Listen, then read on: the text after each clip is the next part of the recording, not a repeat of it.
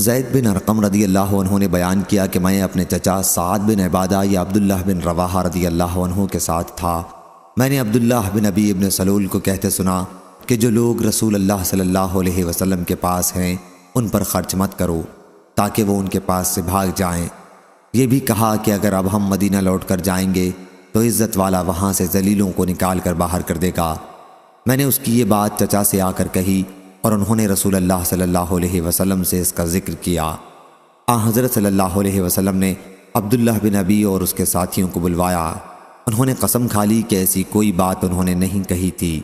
حضرت صلی اللہ علیہ وسلم نے بھی ان کو سچا جانا اور مجھ کو جھوٹا سمجھا۔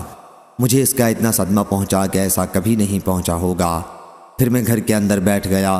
پھر اللہ تعالیٰ نے یہ سورت نازل کی، اذا جاءک المنافقون قالوا نشهد انک لرسول اللہ الی قولہ لا تنفقوا علی من عند الرسول اللہ، اور آیت لیخرجن الاعز منها الاذل۔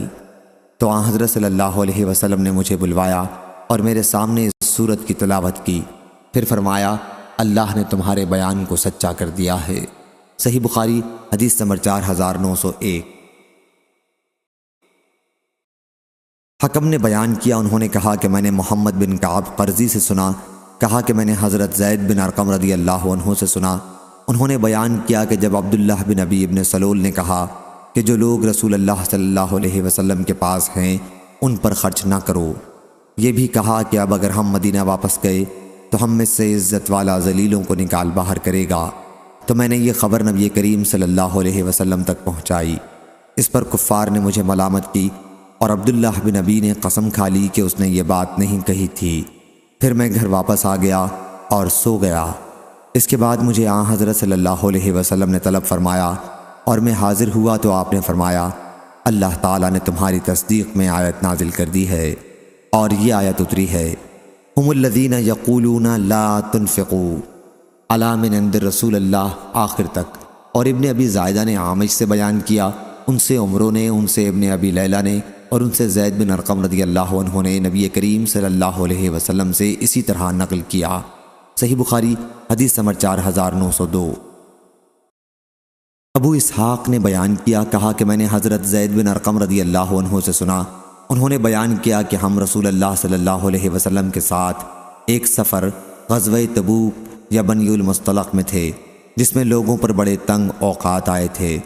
عبداللہ بن ابی نے اپنے ساتھیوں سے کہا کہ جو لوگ رسول اللہ صلی اللہ علیہ وسلم کے پاس جمع ہیں ان پر کچھ خرچ مت کرو تاکہ وہ ان کے پاس سے منتشر ہو جائیں۔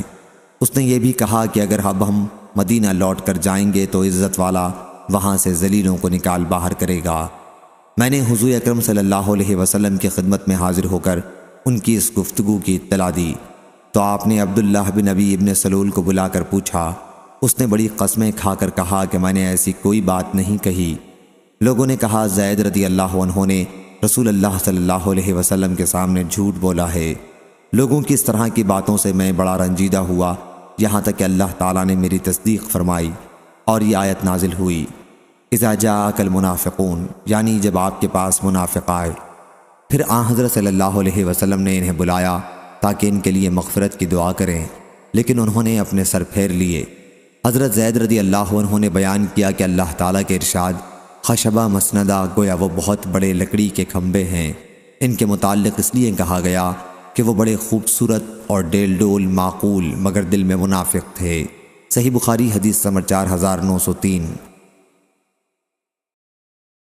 زید بن ارقم رضی اللہ عنہ نے بیان کیا کہ میں اپنے چچا کے ساتھ تھا۔ میں نے عبداللہ بن ابی ابن سلول کو کہتے سنا کہ جو لوگ رسول اللہ صلی اللہ علیہ وسلم کے پاس ہیں ان پر کچھ خرچ نہ کرو تاکہ وہ منتشر ہو جائیں، اور اگر اب ہم مدینہ واپس لوٹیں گے تو ہم میں سے جو عزت والے ہیں ان ذلیلوں کو باہر کر دیں گے۔ میں نے اس کا ذکر اپنے چچا سے کیا اور انہوں نے رسول اللہ صلی اللہ علیہ وسلم سے کہا۔ جب حضرت صلی اللہ علیہ وسلم نے انہی کی تصدیق کر دی تو مجھے اس کا اتنا افسوس ہوا کہ پہلے کبھی کسی بات پر نہ ہوا ہوگا۔ میں غم سے اپنے گھر میں بیٹھ گیا۔ میرے چچا نے کہا کہ تمہارا کیا ایسا خیال تھا کہ حضرت صلی اللہ علیہ وسلم نے تمہیں جھٹلایا اور تم پر خفا ہوئے ہیں؟ پھر اللہ تعالیٰ نے یہ آیت نازل کی، اذا جاءک المنافقون، جب منافق آپ کے پاس آتے ہیں تو کہتے ہیں کہ آپ بے شک اللہ کے رسول صلی اللہ علیہ وسلم ہیں۔ حضرت صلی اللہ علیہ وسلم نے مجھے بلوا کر اس آیت کی تلاوت فرمائی اور فرمایا کہ اللہ تعالیٰ نے تمہاری تصدیق نازل کر دی ہے۔ صحیح بخاری حدیث نمبر 4904۔ عمرو بن دینار نے بیان کیا اور انہوں نے جابر بن عبداللہ رضی اللہ عنہ سے سنا، انہوں نے بیان کیا کہ ہم ایک غزوہ تبوک میں تھے۔ سفیان نے ایک مرتبہ بجائے غزوہ کے جیش لشکر کا لفظ کہا۔ مہاجرین میں سے ایک آدمی نے انصار کے ایک آدمی کو لات مار دی۔ انصاری نے کہا یا للانصار، یعنی اے انصاریو دوڑو، اور مہاجر نے کہا یا للمہاجرین، یعنی اے مہاجرین دوڑو۔ تو رسول اللہ صلی اللہ علیہ وسلم نے بھی اسے سنا اور فرمایا کیا قصہ ہے؟ یہ جاہلیت کی پکار کیسی ہے؟ لوگوں نے بتایا کہ یا رسول اللہ صلی اللہ علیہ وسلم، ایک مہاجر نے ایک انصاری کو لات سے مار دیا ہے۔ حضرت صلی اللہ علیہ وسلم نے فرمایا اس طرح جاہلیت کی پکار کو چھوڑ دو کہ یہ نہایت ناپاک باتیں ہیں۔ عبداللہ بن ابی نے بھی یہ بات سنی تو کہا اچھا اب یہاں تک نوبت پہنچ گئی، خدا کی قسم جب ہم مدینہ لوٹیں گے تو ہم سے عزت والا ذلیلوں کو نکال کر باہر کر دے گا۔ اس کی خبر حضور صلی اللہ علیہ وسلم کو پہنچ گئی۔ حضرت عمر رضی اللہ عنہ نے کھڑے ہو کر عرض کیا یا رسول اللہ مجھے اجازت دیں کہ میں اس منافق کو ختم کر دوں۔ حضرت صلی اللہ علیہ وسلم نے فرمایا اسے چھوڑ دو تاکہ لوگ یہ نہ کہیں کہ محمد صلی اللہ علیہ وسلم اپنے ساتھیوں کو قتل کرا دیتے ہیں۔ جب مہاجرین مدینہ منورہ میں آئے تو انصار کی تعداد سے ان کی تعداد کم تھی، لیکن بعد میں ان مہاجرین کی تعداد زیادہ ہو گئی تھی۔ سفیان نے بیان کیا کہ میں نے یہ حدیث عمرو بن دینار سے یاد کی۔ عمرو نے بیان کیا کہ میں نے حضرت جابر رضی اللہ عنہ سے سنا کہ ہم نبی کریم صلی اللہ علیہ وسلم کے ساتھ تھے۔ صحیح بخاری حدیث نمبر 4905۔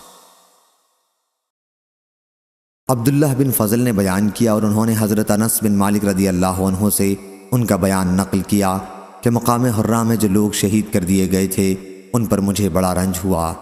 حضرت زید بن ارقم رضی اللہ عنہ کو میرے غم کی اطلاع پہنچی تو انہوں نے مجھے لکھا کہ انہوں نے رسول اللہ صلی اللہ علیہ وسلم سے سنا ہے، آپ صلی اللہ علیہ وسلم فرما رہے تھے کہ اے اللہ انصار کی مغفرت فرما، ان کے بیٹوں کی بھی مغفرت فرما۔ حضرت عبداللہ بن فضل کو اس میں شک تھا کہ آپ نے انصار کے بیٹوں کا بھی ذکر کیا تھا یا نہیں۔ حضرت انس رضی اللہ عنہ سے ان کی مجلس کے حاضرین میں سے کسی نے سوال کیا تو انہوں نے کہا کہ حضرت زید بن ارقم رضی اللہ عنہ ہی وہ ہیں جن کے سننے کی اللہ تعالیٰ نے تصدیق کی تھی۔ صحیح بخاری حدیث نمبر 4906۔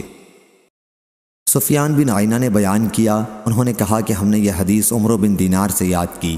انہوں نے بیان کیا کہ میں نے حضرت جابر بن عبداللہ رضی اللہ عنہ سے سنا، وہ بیان کرتے تھے کہ ہم ایک غزوہ میں تھے، اچانک مہاجرین کے ایک آدمی نے انصاری کے ایک آدمی کو مار دیا۔ انصاری نے کہا اے انصاریوں دوڑو، اور مہاجر نے کہا اے مہاجرین دوڑو۔ اللہ تعالیٰ نے یہ اپنے رسول اللہ صلی اللہ علیہ وسلم کو بھی سنایا۔ حضرت صلی اللہ علیہ وسلم نے دریافت فرمایا کیا بات ہے؟ لوگوں نے بتایا کہ ایک مہاجر نے ایک انصاری کو مار دیا ہے۔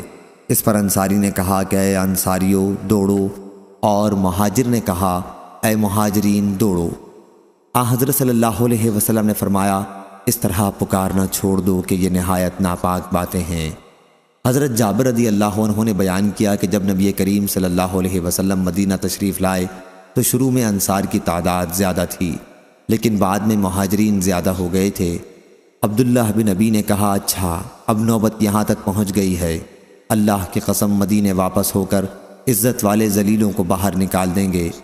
حضرت عمر بن خطاب رضی اللہ عنہ نے کہا یا رسول اللہ صلی اللہ علیہ وسلم اجازت ہو تو اس منافق کی گردن اڑا دوں۔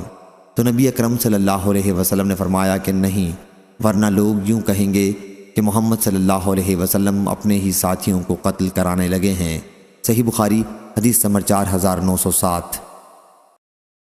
حضرت عبداللہ بن عمر رضی اللہ عنہ نے خبر دی کہ انہوں نے اپنی بیوی آمنہ بنت غفار کو جبکہ وہ حائضہ تھیں طلاق دے دی۔ حضرت عمر رضی اللہ عنہ نے رسول اللہ صلی اللہ علیہ وسلم سے اس کا ذکر کیا۔ آپ صلی اللہ علیہ وسلم اس پر بہت غصہ ہوئے اور فرمایا کہ وہ ان سے اپنی بیوی سے رجوع کر لیں اور اپنے نکاح میں رکھیں یہاں تک کہ وہ ماہواری سے پاک ہو جائے، پھر ماہواری آئے اور پھر وہ اس سے پاک ہو۔ اب اگر وہ طلاق دینا مناسب سمجھیں تو اس کی پاکی طہر کے زمانے میں اس کے ساتھ ہم بستری سے پہلے طلاق دے سکتے ہیں، بس یہی وقت ہے جس میں اللہ تعالیٰ نے مردوں کو حکم دیا ہے اس میں یعنی حالت طہر میں طلاق دیں۔ صحیح بخاری حدیث نمبر 4908۔ ابو سلمہ بن عبد الرحمن نے خبر دی، انہوں نے بیان کیا کہ ایک شخص ابن عباس رضی اللہ عنہ کے پاس آیا۔ ابو ہریرہ رضی اللہ عنہ بھی ان کے پاس بیٹھے ہوئے تھے۔ آنے والے نے پوچھا، کیا آپ مجھے اس عورت کے متعلق مسئلہ بتائیے جس نے اپنے شوہر کی وفات کے 4 مہینے بعد بچہ جنا؟ ابن عباس رضی اللہ عنہ نے کہا کہ جس کا خاوند فوت ہو وہ عدت کی 2 مدتوں میں جو مدت لمبی ہو اس کی رعایت کرے۔ ابو سلمہ نے بیان کیا کہ میں نے عرض کیا کہ قرآن مجید میں تو ان کی عدت کا یہ حکم ہے، حمل والیوں کی عدت ان کے حمل کا پیدا ہو جانا ہے۔ ابو ہریرہ رضی اللہ عنہ نے کہا کہ میں بھی اس مسئلے میں اپنے بھتیجے کے ساتھ ہی ہوں۔ ان کی مراد ابو سلمہ بن عبد الرحمن سے تھی۔ آخر ابن عباس رضی اللہ عنہ نے اپنے غلام قریب کو ام المومنین ام سلمہ رضی اللہ عنہا کی خدمت میں بھیجا یہی مسئلہ پوچھنے کے لیے۔ ام المومنین رضی اللہ عنہا نے بتایا کہ صبیہ اسلمیہ کے شوہر سعد بن خولہ رضی اللہ عنہ شہید کر دیے گئے تھے۔ وہ اس وقت حاملہ تھیں۔ شوہر کی موت کے 40 دن بعد ان کے یہاں بچہ پیدا ہوا، پھر ان کے پاس نکاح کا پیغام پہنچا اور رسول اللہ صلی اللہ علیہ وسلم نے ان کا نکاح کر دیا۔ ابو سنابل بھی ان کے پاس پیغام نکاح بھیجنے والوں میں سے تھے۔ صحیح بخاری حدیث نمبر 4909۔ محمد بن سیرین نے بیان کیا کہ میں ایک مجلس میں جس میں عبد الرحمن بن ابی لیلہ بھی تھے موجود تھا۔ ان کے شاگرد ان کی بہت عزت کیا کرتے تھے۔ میں نے وہاں صبیہ بنت الحارث کی عبداللہ بن عتبہ بن مسعود سے حدیث بیان کی کہ اس پر ان کے شاگرد نے زبان اور آنکھوں کے اشارے سے ہونٹ کاٹ کر مجھے تنبیہ کی۔ محمد بن سیرین نے بیان کیا کہ میں سمجھ گیا اور کہا کہ عبداللہ بن عتبہ کوفہ میں ابھی زندہ موجود ہیں، اگر میں ان کی طرف بھی جھوٹ نسب کرتا ہوں تو بڑی جرت کی بات ہوگی۔ مجھے تنبیہ کرنے والے صاحب اس پر شرمندہ ہو گئے اور عبد الرحمن بن ابی لیلہ نے کہا، لیکن ان کے چچا تو یہ بات نہیں کرتے تھے۔ ابن سیرین نے بیان کیا کہ پھر میں ابو عطیہ مالک بن عامر سے ملا اور ان سے یہ مسئلہ پوچھا۔ وہ بھی صبیعہ والی حدیث بیان کرنے لگے، لیکن میں نے ان سے کہا، آپ نے حضرت عبداللہ بن مسعود رضی اللہ عنہ سے بھی اس سلسلے میں کچھ سنا ہے؟ انہوں نے بیان کیا کہ ہم حضرت عبداللہ بن مسعود رضی اللہ عنہ کی خدمت میں حاضر تھے تو انہوں نے کہا، کیا تم اس پر جس کے شوہر کا انتقال ہو گیا اور وہ حاملہ ہو عدت کی مدت کو طول دے کر سختی کرنا چاہتے ہو اور رخصت و سہولت دینے کے لیے تیار نہیں؟ بات یہ ہے کہ چھوٹی سورہ نساء یعنی سورہ طلاق بڑی سورہ نساء کے بعد نازل ہوئی ہے، اور کہا وَأُولَاتَ الْأَحْمَالَ أَجْلَهُنَّ أَن يَضَعْنَ حَمْلَهُنَّ، اور حمل والیوں کی عدت ان کے حمل کا پیدا ہو جانا ہے۔ صحیح بخاری حدیث نمبر 4910۔ ہشام بن عروہ نے بیان کیا، ان سے یحییٰ بن سعید قطان نے، ان سے ابن حکیم نے، ان سے سعید بن جبیر نے اور ان سے ابن عباس رضی اللہ عنہ نے کہا کہ اگر کسی نے اپنے اوپر کوئی حلال چیز حرام کر لی تو اس کا کفارہ دینا ہوگا۔ اور ابن عباس رضی اللہ عنہ نے کہا، لَقَدْ كَانَ لَكُمْ فِي رَسُولِ اللَّهِ أُسْوَةٌ حَسَنَةٌ، یعنی بے شک تمہارے لیے تمہارے رسول کی زندگی میں بہترین نمونہ ہے۔ صحیح بخاری حدیث نمبر 4911۔ ہشام بن یوسف نے خبر دی، انہیں ابن جریج نے، انہیں عطا نے، انہیں عبید بن عمیر نے اور ان سے عائشہ رضی اللہ عنہا نے بیان کیا کہ رسول اللہ صلی اللہ علیہ وسلم زینب بنت حجش رضی اللہ عنہا کے گھر میں شہد پیتے اور وہاں ٹھہرتے تھے۔ پھر میں نے اور حفصہ رضی اللہ عنہا نے ایسے کیا کہ ہم میں سے جس کے پاس بھی حضرت صلی اللہ علیہ وسلم زینب کے یہاں سے شہد پی کر آنے کے بعد داخل ہوں تو وہ کہے کہ کیا آپ نے پیاز کھائی ہے؟ آپ صلی اللہ علیہ وسلم کے منہ سے مغافیر کی بو آتی ہے۔ چنانچہ جب آپ تشریف لائے تو منصوبے کے تحت یہی کہا گیا۔ حضرت صلی اللہ علیہ وسلم بدبو کو ناپسند فرماتے تھے، اس لیے آپ نے فرمایا، میں نے مغافیر نہیں کھائی ہے، البتہ زینب بنت حجش رضی اللہ عنہا کے یہاں سے شہد پیا تھا، لیکن اب اسے بھی ہرگز نہیں پیوں گا۔ میں نے اس کی قسم کھا لی ہے، لیکن تم کسی سے اس کا ذکر نہ کرنا۔ صحیح بخاری حدیث نمبر 4912۔ سلیمان بن بلال نے بیان کیا، ان سے یحییٰ نے، ان سے عبید بن حنین نے کہ انہوں نے حضرت ابن عباس رضی اللہ عنہ کو حدیث بیان کرتے ہوئے سنا۔ انہوں نے کہا، ایک آیت کے متعلق حضرت عمر بن خطاب رضی اللہ عنہ سے پوچھنے کے لیے 1 سال تک میں تردد میں رہا۔ ان کا اتنا ڈر غالب تھا کہ میں ان سے نہ پوچھ سکا۔ آخر وہ حج کے لیے گئے تو میں بھی ان کے ساتھ ہو لیا۔ واپسی میں جب ہم راستے میں تھے، رفع حاجت کے لیے وہ پیلو کے درخت میں گئے۔ بیان کیا کہ میں ان کے انتظار میں کھڑا رہا۔ جب وہ فارغ ہو کر آئے تو پھر میں ان کے ساتھ چلا۔ اس وقت میں نے عرض کیا، امیر المومنین، امہات المومنین میں وہ کون دو عورتیں تھیں جنہوں نے نبی کریم صلی اللہ علیہ وسلم کے لیے متفقہ منصوبہ بنایا تھا؟ انہوں نے بتلایا کہ حفصہ اور عائشہ رضی اللہ عنہا تھیں۔ بیان کیا کہ میں نے عرض کیا، اللہ کی قسم میں یہ سوال آپ سے کرنے کے لیے 1 سال سے ارادہ کر رہا تھا، لیکن آپ کے رعب کی وجہ سے پوچھنے کی ہمت نہیں ہوتی تھی۔ حضرت عمر رضی اللہ عنہ نے کہا، ایسا نہ کیا کرو۔ جس مسئلے کے متعلق تمہارا خیال ہو کہ میرے پاس اس سلسلے میں کوئی علم ہے تو اسے پوچھ لیا کرو، اگر میرے پاس اس کا کوئی علم ہوگا تو تمہیں بتا دیا کروں گا۔ بیان کیا کہ حضرت عمر رضی اللہ عنہ نے کہا، اللہ کی قسم، جاہلیت میں ہماری نظر میں عورتوں کی کوئی عزت نہ تھی، یہاں تک کہ اللہ تعالیٰ نے ان کے بارے میں وہ احکام نازل کیے جو نازل کرنے تھے، اور ان کے حقوق مقرر کیے جو مقرر کرنے تھے۔ بتلایا کہ ایک دن میں سوچ رہا تھا کہ میری بیوی نے مجھ سے کہا کہ بہتر ہے اگر تم اس معاملے کو فلاں فلاں طرح کرو۔ میں نے کہا، تمہارا اس میں کیا کام؟ معاملہ مجھ سے متعلق ہے، تم اس میں دخل دینے والی کون ہوتی ہو؟ میری بیوی نے اس پر کہا، خطاب کے بیٹے، تمہارے اس طرز عمل پر حیرت ہے، تم اپنی باتوں کا جواب برداشت نہیں کر سکتے۔ تمہاری لڑکی حفصہ رضی اللہ عنہا تو رسول اللہ صلی اللہ علیہ وسلم کو بھی جواب دے دیتی ہیں۔ ایک دن تو اس نے حضرت صلی اللہ علیہ وسلم پر غصہ بھی کر دیا تھا۔ یہ سن کر حضرت عمر رضی اللہ عنہ کھڑے ہو گئے اور اپنی چادر اوڑھ کر حضرت حفصہ رضی اللہ عنہا کے گھر پہنچے اور فرمایا، بیٹی، کیا تم رسول اللہ صلی اللہ علیہ وسلم کی باتوں کا جواب دے دیتی ہو؟ یہاں تک کہ ایک دن تم نے حضرت صلی اللہ علیہ وسلم کو دن بھر ناراض بھی رکھا ہے۔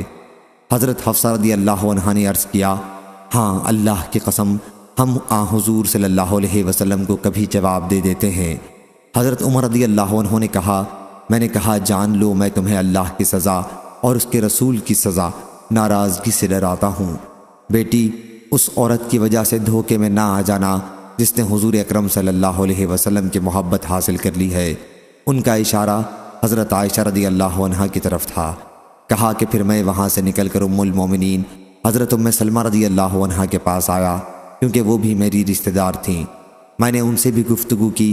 انہوں نے کہا، ابن خطاب، تعجب ہے کہ آپ ہر معاملے میں دخل اندازی کرتے ہیں اور آپ چاہتے ہیں کہ حضرت صلی اللہ علیہ وسلم اور ان کی ازواج کے معاملات میں بھی دخل دیں۔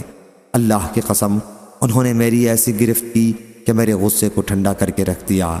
میں ان کے گھر سے باہر نکل آیا۔ میرے ایک انصاری دوست تھے۔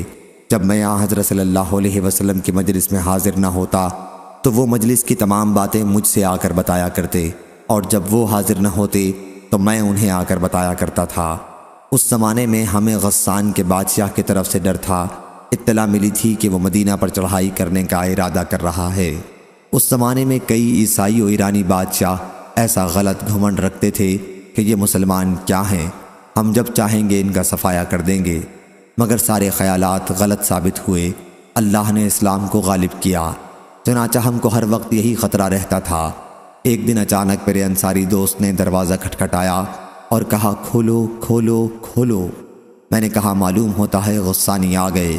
انہوں نے کہا، بلکہ اس سے بھی زیادہ اہم معاملہ پیش آ گیا ہے، وہ یہ کہ رسول کریم صلی اللہ علیہ وسلم نے اپنی بیویوں سے علیحدگی اختیار کر لی ہے۔ میں نے کہا، حفصہ اور عائشہ رضی اللہ عنہا کی ناک غبار آلود ہو۔ چنانچہ میں نے اپنا کپڑا پہنا اور باہر نکل آیا۔ میں جب پہنچا تو حضور اکرم صلی اللہ علیہ وسلم اپنے بالا خانہ میں تشریف رکھتے تھے، جس پر سیڑھی سے چڑھا جاتا تھا۔ حضرت صلی اللہ علیہ وسلم کا ایک حبشی غلام رباح سیڑھی کے سرے پر موجود تھا۔ میں نے کہا، حضرت صلی اللہ علیہ وسلم سے عرض کرو کہ عمر بن خطاب رضی اللہ عنہ آیا ہے اور اندر آنے کی اجازت چاہتا ہے۔ میں نے حضرت صلی اللہ علیہ وسلم کی خدمت میں پہنچ کر سارا واقعہ سنایا۔ جب میں حضرت ام سلمہ رضی اللہ عنہا کی گفتگو پر پہنچا تو آپ کو ہنسی آ گئی۔ اس وقت حضرت صلی اللہ علیہ وسلم کھجور کی ایک چٹائی پر تشریف رکھتے تھے۔ آپ کے جسم مبارک اور اس چٹائی کے درمیان کوئی اور چیز نہیں تھی۔ آپ کے سر کے نیچے ایک چمڑے کا تکیہ تھا جس میں کھجور کی چھال بھری ہوئی تھی۔ پاؤں کی طرف کیکر کے پتوں کا ڈھیر تھا اور سر کی طرف مشکیزہ لٹک رہا تھا۔ میں نے چٹائی کے نشانات آپ کے پہلو پر دیکھے تو رو پڑا۔ آپ صلی اللہ علیہ وسلم نے فرمایا، کس بات پر رونے لگے ہو؟ میں نے عرض کیا، یا رسول اللہ صلی اللہ علیہ وسلم، قیصر و کسریٰ کو دنیا کا ہر طرح کا آرام حاصل رہا ہے، آپ اللہ کے رسول ہیں، آپ پھر ایسی تنگ زندگی گزارتے ہیں۔ حضرت صلی اللہ علیہ وسلم نے فرمایا، کیا تم اس پر خوش نہیں ہو کہ ان کے حصے میں دنیا ہے اور ہمارے حصے میں آخرت ہے؟ صحیح بخاری حدیث نمبر 4913۔ یحییٰ بن سعید انصاری نے بیان کیا، کہا میں نے عبید بن حنین سے سنا، انہوں نے بیان کیا کہ میں نے حضرت ابن عباس رضی اللہ عنہ سے سنا، وہ بیان کرتے تھے کہ میں نے حضرت عمر رضی اللہ عنہ سے ایک بات پوچھنے کا ارادہ کیا اور عرض کیا، یا امیر المومنین، وہ کون دو عورتیں تھیں جنہوں نے رسول اللہ صلی اللہ علیہ وسلم کو ستانے کے لیے منصوبہ بنایا تھا؟ ابھی میں نے اپنی بات پوری بھی نہیں کی تھی، انہوں نے کہا وہ عائشہ اور حفصہ رضی اللہ عنہا تھیں۔ صحیح بخاری حدیث نمبر 4914۔ یحییٰ بن سعید انصاری نے بیان کیا، کہا کہ میں نے عبید بن حنین سے سنا، وہ بیان کرتے تھے کہ میں نے حضرت ابن عباس رضی اللہ عنہ سے سنا، انہوں نے بیان کیا کہ میں نے حضرت عمر رضی اللہ عنہ سے ان دو عورتوں کے متعلق سوال کرنا چاہا جنہوں نے رسول اللہ صلی اللہ علیہ وسلم کے اوپر زور کیا تھا۔ ایک سال میں اسی فکر میں رہا اور مجھے کوئی موقع نہیں ملتا تھا۔ آخر ان کے ساتھ حج کے لیے نکلا۔ واپسی میں جب ہم مقام زہران میں تھے تو حضرت عمر رضی اللہ عنہ رفع حاجت کے لیے گئے، پھر کہا کہ میرے لیے وضو کا پانی لاؤ۔ میں ایک برتن میں پانی لایا اور ان کو وضو کرانے لگا۔ اس وقت مجھ کو موقع ملا، میں نے عرض کیا، امیر المومنین، وہ عورتیں کون تھیں جنہوں نے نبی کریم صلی اللہ علیہ وسلم کے مقابل ایسا کیا تھا؟ ابھی میں نے اپنی بات پوری نہ کی تھی، انہوں نے کہا کہ وہ عائشہ اور حفصہ رضی اللہ عنہا تھیں۔ صحیح بخاری حدیث نمبر 4915۔ حضرت انس رضی اللہ عنہ نے بیان کیا کہ حضرت عمر رضی اللہ عنہ نے کہا، نبی کریم صلی اللہ علیہ وسلم کی ازواج حضرت صلی اللہ علیہ وسلم کو غیرت دلانے کے لیے جمع ہو گئیں، تو میں نے ان سے کہا، اگر نبی طلاق دے دے تو ان کا پروردگار تمہارے بدلے میں انہیں تم سے بہتر بیویاں دے دے گا۔ چنانچہ یہ آیت نازل ہوئی، عسیٰ ربہ ان طلقکن، آخر تک۔ صحیح بخاری حدیث نمبر 4916۔ عبید اللہ نے بیان کیا، ان سے اسرائیل نے، ان سے ابو حسین نے، ان سے مجاہد نے اور ان سے حضرت ابن عباس رضی اللہ عنہ نے آیت اطلی بعد ذالک زنیم، یعنی وہ ظالم سخت مزاج ہے، اس کے علاوہ حرامی بھی ہے، کے متعلق فرمایا کہ یہ آیت قریش کے ایک شخص کے بارے میں نازل ہوئی تھی۔ اس کی گردن میں ایک نشانی تھی جیسے بکری میں نشانی ہوتی ہے کہ بعض ان میں کا کوئی عضو بڑھا ہوا ہوتا ہے۔ صحیح بخاری حدیث نمبر 4917۔ سفیان نے معبد بن خالد سے بیان کیا، کہا کہ میں نے حارثہ بن وہب خزائی رضی اللہ عنہ سے سنا، انہوں نے بیان کیا کہ میں نے نبی کریم صلی اللہ علیہ وسلم سے سنا، آپ فرما رہے تھے کہ تمہیں بہشتی آدمی کے متعلق نہ بتا دوں، وہ دیکھنے میں کمزور ناتواں ہوتا ہے، لیکن اللہ کے یہاں اس کا مرتبہ یہ ہے کہ اگر کسی بات پر اللہ کی قسم کھا لے تو اللہ اسے ضرور پوری کر دیتا ہے۔ اور کیا میں تمہیں دوزخ والوں کے متعلق نہ بتا دوں؟ ہر بدخو، بھاری جسم والا اور تکبر کرنے والا۔ صحیح بخاری حدیث نمبر 4918۔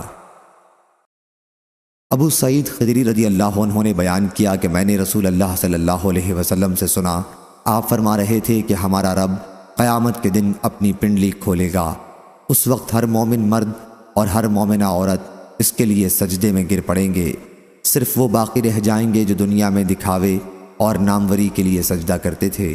جب وہ سجدہ کرنا چاہیں گے تو ان کی پیٹھ تختہ ہو جائے گی اور وہ سجدے کے لیے نہ مڑ سکیں گے۔ صحیح بخاری حدیث نمبر 4919۔ حضرت عبداللہ بن عباس رضی اللہ عنہ نے بیان کیا کہ جو بت حضرت موسیٰ علیہ السلام کی قوم میں پوجے جاتے تھے بعد میں وہی عرب میں پوجے جانے لگے۔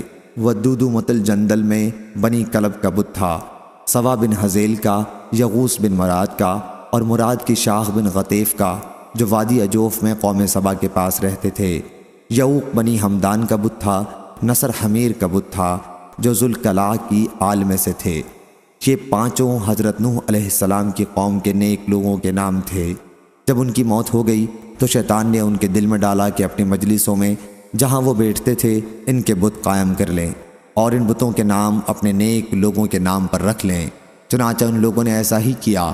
اس وقت ان بتوں کی پوجا نہیں ہوتی تھی، لیکن جب وہ لوگ بھی مر گئے جنہوں نے بت قائم کیے تھے اور علم لوگوں میں نہ رہا تو ان کی پوجا ہونے لگی۔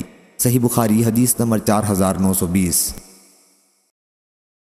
حضرت ابن عباس رضی اللہ عنہ نے بیان کیا کہ رسول اللہ صلی اللہ علیہ وسلم نے اپنے صحابہ کے ساتھ سوق عکاظ، مکہ اور طائف کے درمیان ایک میدان جہاں عربوں کا مشہور میلہ لگتا تھا کا قصد کیا۔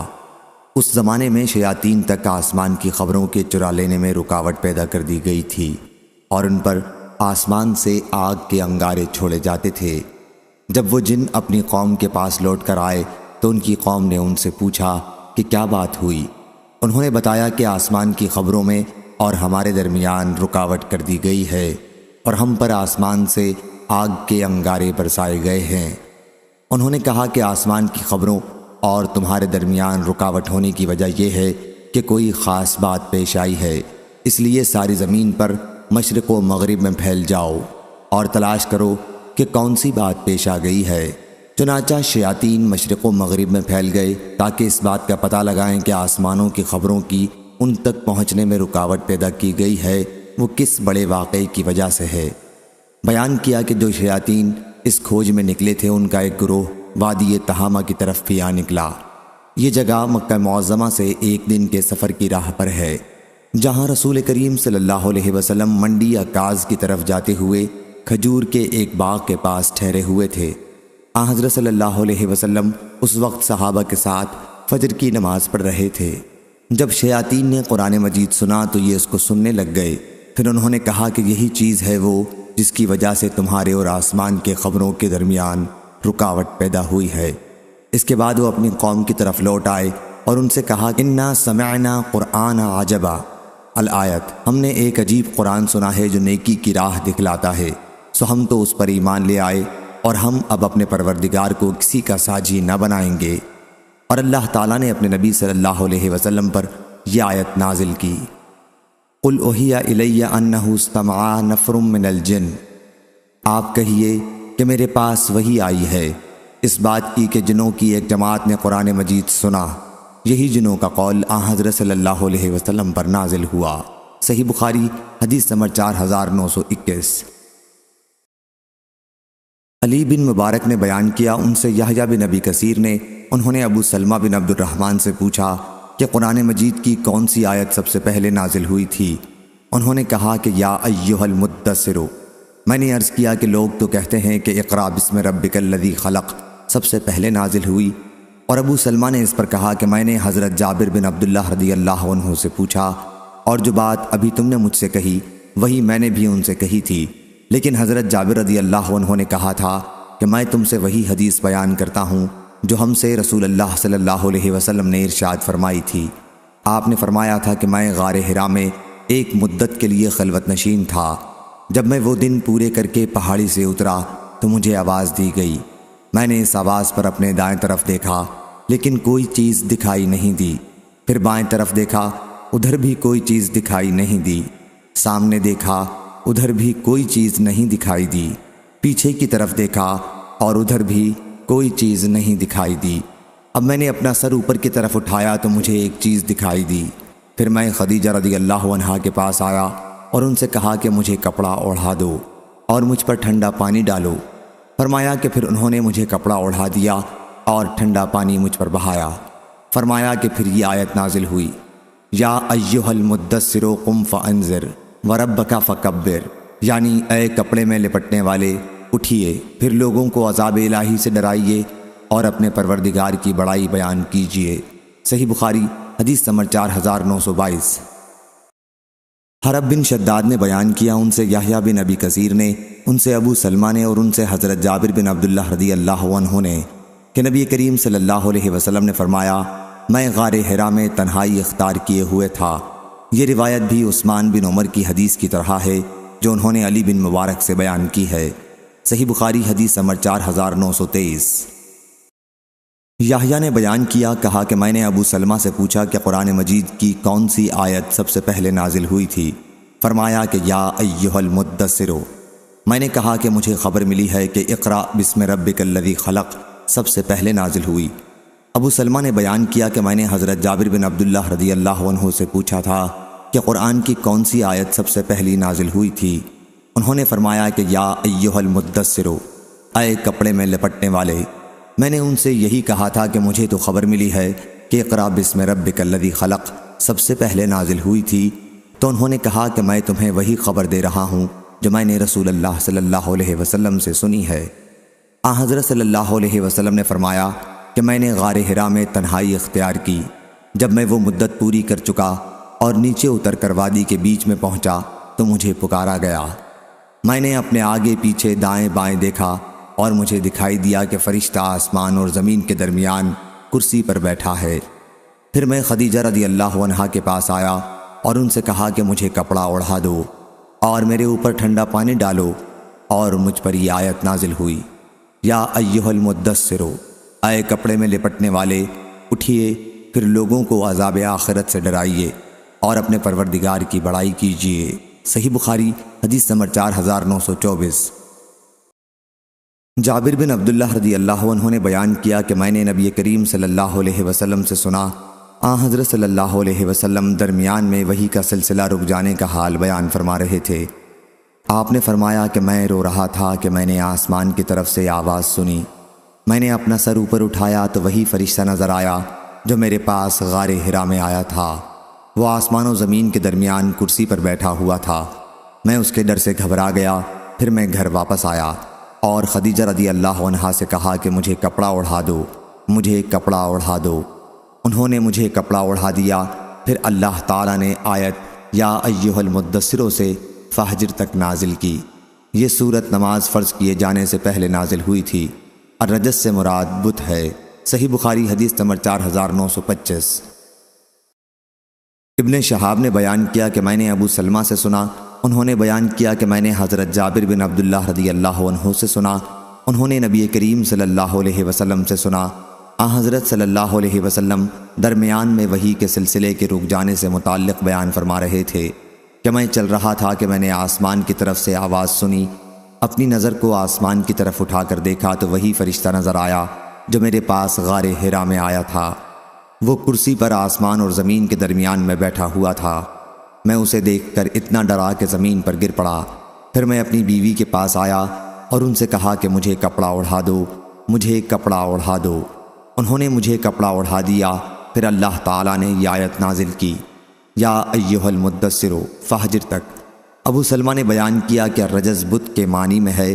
پھر وہی گرم ہو گئی اور سلسلہ نہیں ٹوٹا۔ صحیح بخاری حدیث نمبر 4926۔ حضرت ابن عباس رضی اللہ عنہ نے بیان کیا کہ جب نبی کریم صلی اللہ علیہ وسلم پر وحی نازل ہوتی تو آپ اس پر اپنی زبان ہلایا کرتے تھے۔ سفیان نے کہا کہ اس ہلانے سے آپ کا مقصد وحی کو یاد کرنا ہوتا تھا۔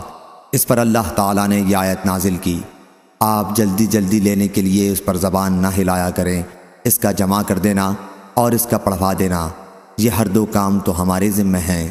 صحیح بخاری حدیث نمبر 4927۔ عبید اللہ بن موسیٰ نے بیان کیا، کہا ہم سے اسرائیل نے، ان سے موسیٰ بن ابی عائشہ نے، کہ انہوں نے سعید بن جبیر سے اللہ تعالیٰ کے ارشاد لا تحرک بہ لسانک، یعنی آپ قرآن کو لینے کے لیے زبان نہ ہلایا کریں کے متعلق پوچھا تو انہوں نے بیان کیا کہ حضرت ابن عباس رضی اللہ عنہ نے کہا جب رسول کریم صلی اللہ علیہ وسلم پر وحی نازل ہوتی تو آپ اپنے ہونٹ ہلایا کرتے تھے، اس لیے آپ سے کہا گیا لا تحرک بہ لسانک، یعنی وحی پر اپنی زبان نہ ہلایا کریں، اس کا تمہارے دل میں جما دینا اور اس کا پڑھا دینا ہمارا کام ہے۔ جب ہم اس کو پڑھ چکیں یعنی جبرائیل علیہ السلام کو سنا چکیں تو جیسا جبرائیل علیہ السلام نے پڑھ کر سنایا تو بھی اس طرح پڑھ، پھر یہ بھی ہمارا ہی کام ہے کہ ہم تیری زبان سے اس کو پڑھوا دیں گے۔ صحیح بخاری حدیث نمبر 4928۔ جریر نے بیان کیا، ان سے موسیٰ بن ابی عائشہ نے، ان سے سعید بن جبیر نے، ان سے حضرت ابن عباس رضی اللہ عنہ نے اللہ تعالیٰ کے ارشاد لا تحرک بہ لسانک لتستعجل بہ، یعنی آپ اس کو جلدی جلدی لینے کے لیے اس پر زبان نہ ہلایا کریں کے متعلق بتلایا کہ جب حضرت جبریل علیہ السلام آپ پر وحی نازل کرتے تو رسول کریم صلی اللہ علیہ وسلم اپنی زبان اور ہونٹ ہلایا کرتے تھے۔ اور آپ پر یہ بہت سخت گزرتا، یہ آپ کے چہرے سے بھی ظاہر ہوتا تھا۔ اس لیے اللہ تعالیٰ نے وہ آیت نازل کی جو سورہ لا اقسم بیوم القیامہ میں ہے، یعنی لا تحرک بہ لسانک، یعنی آپ اس کو جلدی جلدی لینے کے لیے اس پر زبان نہ ہلایا کریں، یہ تو ہمارے ذمہ ہے اس کا جمع کر دینا اور اس کا پڑھوانا۔ پھر جب ہم اسے پڑھنے لگیں تو آپ اس کے پیچھے یاد کرتے جایا کریں، یعنی جب ہم وحی نازل کریں تو آپ غور سے سنیں۔ پھر اس کا بیان کرا دینا بھی ہمارے ذمہ ہے، یعنی یہ بھی ہمارے ذمہ ہے کہ ہم اسے آپ کی زبانی لوگوں کے سامنے بیان کرا دیں۔ بیان کیا کہ چنانچہ اس کے بعد جب جبریل علیہ السلام وحی لے کر آتے تو آن حضرت صلی اللہ علیہ وسلم خاموش ہو جاتے، اور جب چلے جاتے تو پڑھتے، جیسا کہ اللہ تعالیٰ نے آپ سے وعدہ کیا تھا۔ آیت اولا لک فاولا میں تحدید یعنی ڈرانا دھمکانا مراد ہے۔ صحیح بخاری حدیث نمبر 4929۔ حضرت عبداللہ بن مسعود رضی اللہ عنہ نے بیان کیا کہ ہم رسول اللہ صلی اللہ علیہ وسلم کے ساتھ تھے اور آپ پر سورہ والمرسلات نازل ہوئی تھی، اور ہم اس کو آپ صلی اللہ علیہ وسلم کے منہ سے سیکھ رہے تھے کہ اتنے میں ایک سانپ نکل آیا۔ ہم لوگ اس کے مارنے کو بڑھے لیکن وہ بچ نکلا اور اپنے سوراخ میں گھس گیا۔ اس پر آن حضرت صلی اللہ علیہ وسلم نے فرمایا کہ وہ تمہارے شر سے بچ گیا اور تم اس کے شر سے بچ گئے۔ صحیح بخاری حدیث نمبر 4930۔ یحییٰ بن آدم نے خبر دی، انہیں اسرائیل نے، انہیں منصور نے یہی حدیث، اور اسرائیل نے اس حدیث کو عامش سے، انہوں نے ابراہیم سے، انہوں نے علقمہ سے، انہوں نے عبداللہ بن مسعود رضی اللہ عنہ سے بھی روایت کیا ہے، اور یحییٰ بن آدم کے ساتھ اس حدیث کو اسود بن عامر نے اسرائیل سے روایت کیا، اور حفص بن غیاث اور ابو معاویہ اور سلیمان بن قرم نے عامش سے، انہوں نے ابراہیم سے، انہوں نے اسود سے روایت کیا، اور یحییٰ بن حماد شیخ بخاری نے کہا ہم کو ابو ایوانہ نے خبر دی، انہوں نے مغیرہ بن مقسم سے، انہوں نے ابراہیم سے، انہوں نے علقمہ سے، انہوں نے عبداللہ بن مسعود رضی اللہ عنہ سے، اور محمد بن اسحاق نے اس حدیث کو عبد الرحمن بن اسود سے روایت کیا، انہوں نے اپنے والد اسود سے، انہوں نے عبداللہ بن مسعود رضی اللہ عنہ سے بیان کیا۔ ہم سے قتیبہ بن سعید نے بیان کیا، کہا ہم سے جریر نے بیان کیا، ان سے عامش نے، ان سے ابراہیم نے، ان سے اسود نے بیان کیا، اور ان سے حضرت عبداللہ بن مسعود رضی اللہ عنہ نے بیان کیا کہ ہم رسول کریم صلی اللہ علیہ وسلم کے ساتھ ایک غار میں تھے کہ آپ پر سورہ والمرسلات نازل ہوئی۔ ہم نے اسے آپ کے منہ سے یاد کر لیا، اس وحی سے آپ کے دہن مبارک کی تازگی ابھی ختم نہیں ہوئی تھی کہ اتنے میں ایک سانپ نکل پڑا۔ آن حضرت صلی اللہ علیہ وسلم نے فرمایا اسے زندہ نہ چھوڑو۔ بیان کیا کہ ہم اس کی طرف بڑھے لیکن وہ نکل گیا۔ اس پر آن حضرت صلی اللہ علیہ وسلم نے فرمایا کہ تم اس کے شر سے بچ گئے اور وہ تمہارے شر سے بچ گیا۔ صحیح بخاری حدیث نمبر 4931۔ عبد الرحمن بن عابس نے بیان کیا، کہا میں نے حضرت ابن عباس رضی اللہ عنہ سے آیت انہا ترمی بشرر کالقصر یعنی وہ انگارے برسائے گی جیسے بڑے محل کے متعلق پوچھا، اور انہوں نے کہا کہ ہم 3 ہاتھ کی لکڑیاں اٹھا کر رکھتے ہیں، ایسا ہم جاڑوں کے لیے کرتے تھے تاکہ وہ جلانے کے کام آئیں، اور ان کا نام قصر رکھتے تھے۔ صحیح بخاری حدیث نمبر 4932۔ عبد الرحمن بن عابس نے بیان کیا، اور انہوں نے حضرت ابن عباس رضی اللہ عنہ سے سنا، آیت ترمی بشررن کالقصر کے متعلق آپ نے فرمایا کہ ہم 3 ہاتھ یا اس سے بھی لمبی لکڑیاں اٹھا کر جاڑوں کے لیے رکھ لیتے تھے، ایسی لکڑیوں کو ہم قصر کہتے تھے۔ کأنہم جمالات صفر سے مراد کشتی کی رسیاں ہیں جو جوڑ کر رکھی جائیں، وہ آدمی کی کمر برابر موٹی ہو جائیں۔ صحیح بخاری حدیث نمبر 4933۔ حضرت عبداللہ بن مسعود رضی اللہ عنہ نے بیان کیا کہ ہم نبی کریم صلی اللہ علیہ وسلم کے ساتھ ایک غار میں تھے کہ آن حضرت صلی اللہ علیہ وسلم پر سورہ والمرسلات نازل ہوئی۔ پھر آن حضرت صلی اللہ علیہ وسلم نے اس کی تلاوت کی اور میں نے اسے آپ ہی کے منہ سے یاد کر لیا۔ وہی سے آپ کے منہ کی تازگی اس وقت بھی باقی تھی کہ اتنے میں غار کی طرف سانپ لپکا۔ آن حضرت صلی اللہ علیہ وسلم نے فرمایا کہ اسے مار ڈالو۔ ہم اس کی طرف بڑھے لیکن وہ بھاگ گیا۔ آن حضرت صلی اللہ علیہ وسلم نے اس پر فرمایا کہ وہ بھی تمہارے شر سے اس طرح بچ نکلا جیسا کہ تم اس کے شر سے بچ گئے۔ عمر بن حفص نے کہا مجھے یہ حدیث یاد ہے، میں نے اپنے والد سے سنی تھی، انہوں نے اتنا اور بڑھا دیا کہ وہ غار منی میں تھا۔ صحیح بخاری حدیث نمبر 4934۔ حضرت ابو ہریرہ رضی اللہ عنہ نے بیان کیا کہ رسول اللہ صلی اللہ علیہ وسلم نے فرمایا کہ 2 سور پھونکے جانے کے درمیان 40 فاصلہ ہوگا۔ حضرت ابو ہریرہ رضی اللہ عنہ کے شاگردوں نے پوچھا کیا 40 دن مراد ہیں؟ انہوں نے کہا مجھے معلوم نہیں۔ پھر شاگردوں نے پوچھا کیا 40 مہینے مراد ہیں؟ انہوں نے کہا کہ مجھے معلوم نہیں۔ شاگردوں نے پوچھا کیا 40 سال مراد ہیں؟ کہا کہ معلوم نہیں۔ کہا کہ پھر اللہ تعالیٰ آسمان سے پانی برسائے گا جس کی وجہ سے تمام مردے جی اٹھیں گے، جیسے سبزیاں پانی سے اگاتی ہیں۔ اس وقت انسان کا ہر حصہ گل چکا ہوگا سوا ریڑھ کی ہڈی کے، اور اس سے قیامت کے دن تمام مخلوق دوبارہ بنائی جائے گی۔ صحیح بخاری حدیث نمبر 4935۔ سہل بن سعد رضی اللہ عنہ نے بیان کیا کہ میں نے رسول اللہ صلی اللہ علیہ وسلم کو دیکھا کہ آپ اپنی بیچ کی انگلی اور انگوٹھے کے قریب والی انگلی کے اشارے سے فرما رہے تھے کہ میں ایسے وقت میں مبعوث ہوا ہوں کہ میرے اور قیامت کے دن صرف ان 2 کے برابر فیصلہ ہے۔ صحیح بخاری حدیث نمبر 4936۔ قتادہ نے بیان کیا کہا میں نے زرارہ بن عوف سے سنا، وہ سعد بن ہشام سے بیان کرتے تھے اور ان سے حضرت عائشہ رضی اللہ عنہا نے کہ نبی کریم صلی اللہ علیہ وسلم نے فرمایا اس شخص کی مثال جو قرآن پڑھتا ہے اور وہ اس کا حافظ بھی ہے، مکرم اور نیک لکھنے والے فرشتوں جیسی ہے، اور جو شخص قرآن مجید بار بار پڑھتا ہے پھر بھی وہ اس کے لیے دشوار ہے تو اسے دگنا ثواب ملے گا۔ صحیح بخاری حدیث نمبر 4937۔ عبداللہ بن عمر رضی اللہ عنہ نے بیان کیا کہ نبی کریم صلی اللہ علیہ وسلم نے فرمایا جس دن لوگ دونوں جہاں کے پالنے والے کے سامنے حساب دینے کے لیے کھڑے ہوں گے تو کافروں کی گانوں کی لو تک پسینے میں ڈوب جائیں گے۔ صحیح بخاری حدیث نمبر 4938۔ عثمان بن اسود نے بیان کیا انہوں نے ابن ابی ملیکہ سے سنا اور انہوں نے حضرت عائشہ رضی اللہ عنہا سے سنا، انہوں نے بیان کیا کہ میں نے نبی کریم صلی اللہ علیہ وسلم سے سنا۔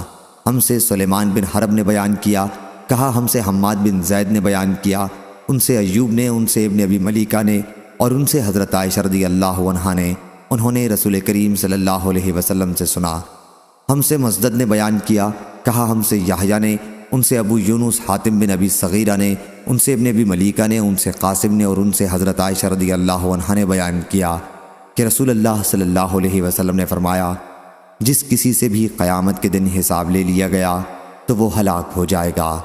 حضرت عائشہ رضی اللہ عنہا نے کہا کہ میں نے عرض کیا یا رسول اللہ صلی اللہ علیہ وسلم اللہ مجھے آپ پر قربان کرے، کیا اللہ تعالیٰ نے یہ ارشاد نہیں فرمایا کہ فَأَمَّا مَنْ أُوتِيَ كِتَابَهُ بِيَمِينِهِ فَسَوْفَ يُحَاسَبُ حِسَابًا يَسِيرًا، تو جس کسی کا نامہ یا مال اس کے داہنے ہاتھ میں ملے گا سو اس سے آسان حساب لیا جائے گا۔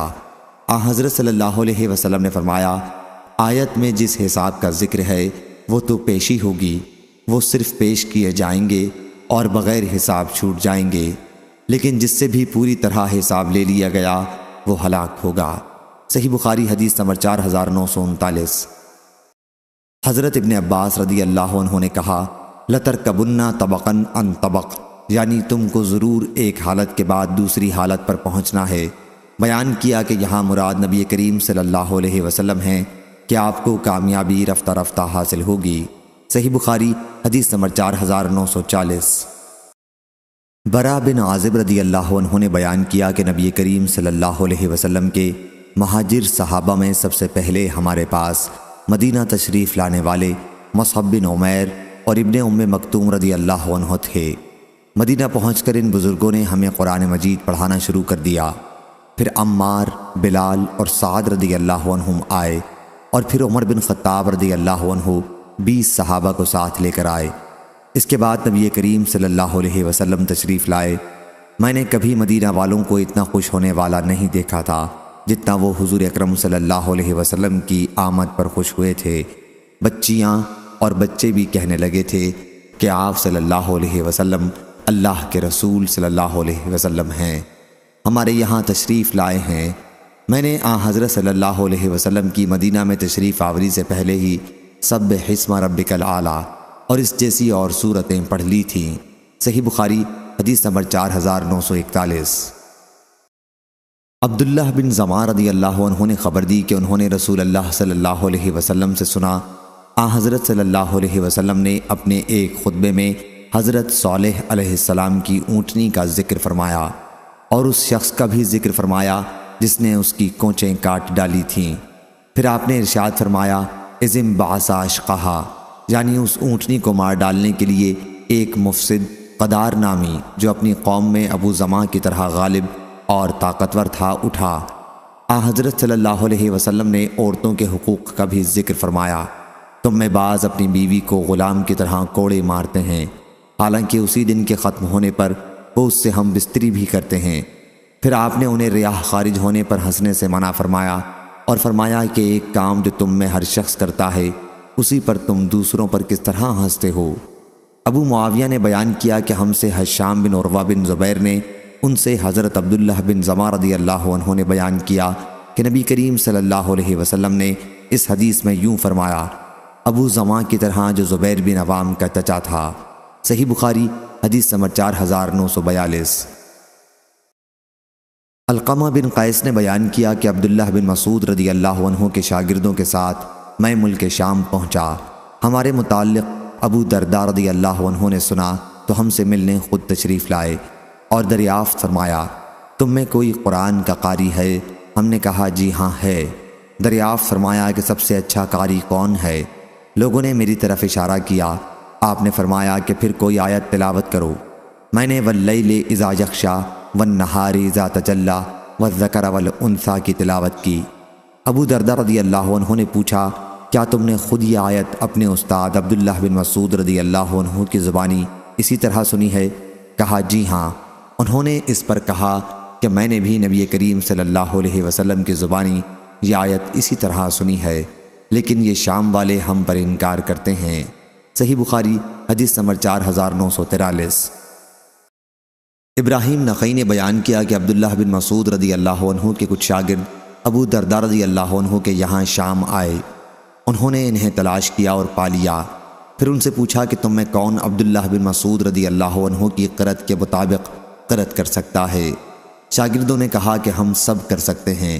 پھر پوچھا کسے ان کی قرأت زیادہ محفوظ ہے؟ سب نے حضرت علقمہ کی طرف اشارہ کیا۔ انہوں نے دریافت کیا انہیں سورہ واللیل اذا یغشی کی قرأت کرتے کس طرح سنا ہے؟ علقمہ نے کہا والذکر والانثی، بغیر خلق کے۔ کہا کہ میں گواہی دیتا ہوں کہ میں نے بھی رسول کریم صلی اللہ علیہ وسلم کو اسی طرح قرأت کرتے سنا ہے، لیکن یہ لوگ یعنی شام والے چاہتے ہیں کہ میں وما خلق الذکر والانثی پڑھوں۔ اللہ کی قسم میں ان کی پیروی نہیں کروں گا۔ صحیح بخاری حدیث نمبر 4944۔ حضرت علی رضی اللہ عنہ نے بیان کیا کہ ہم نبی کریم صلی اللہ علیہ وسلم کے ساتھ بقیع الغرقد مدینہ منورہ کے قبرستان میں ایک جنازے میں تھے۔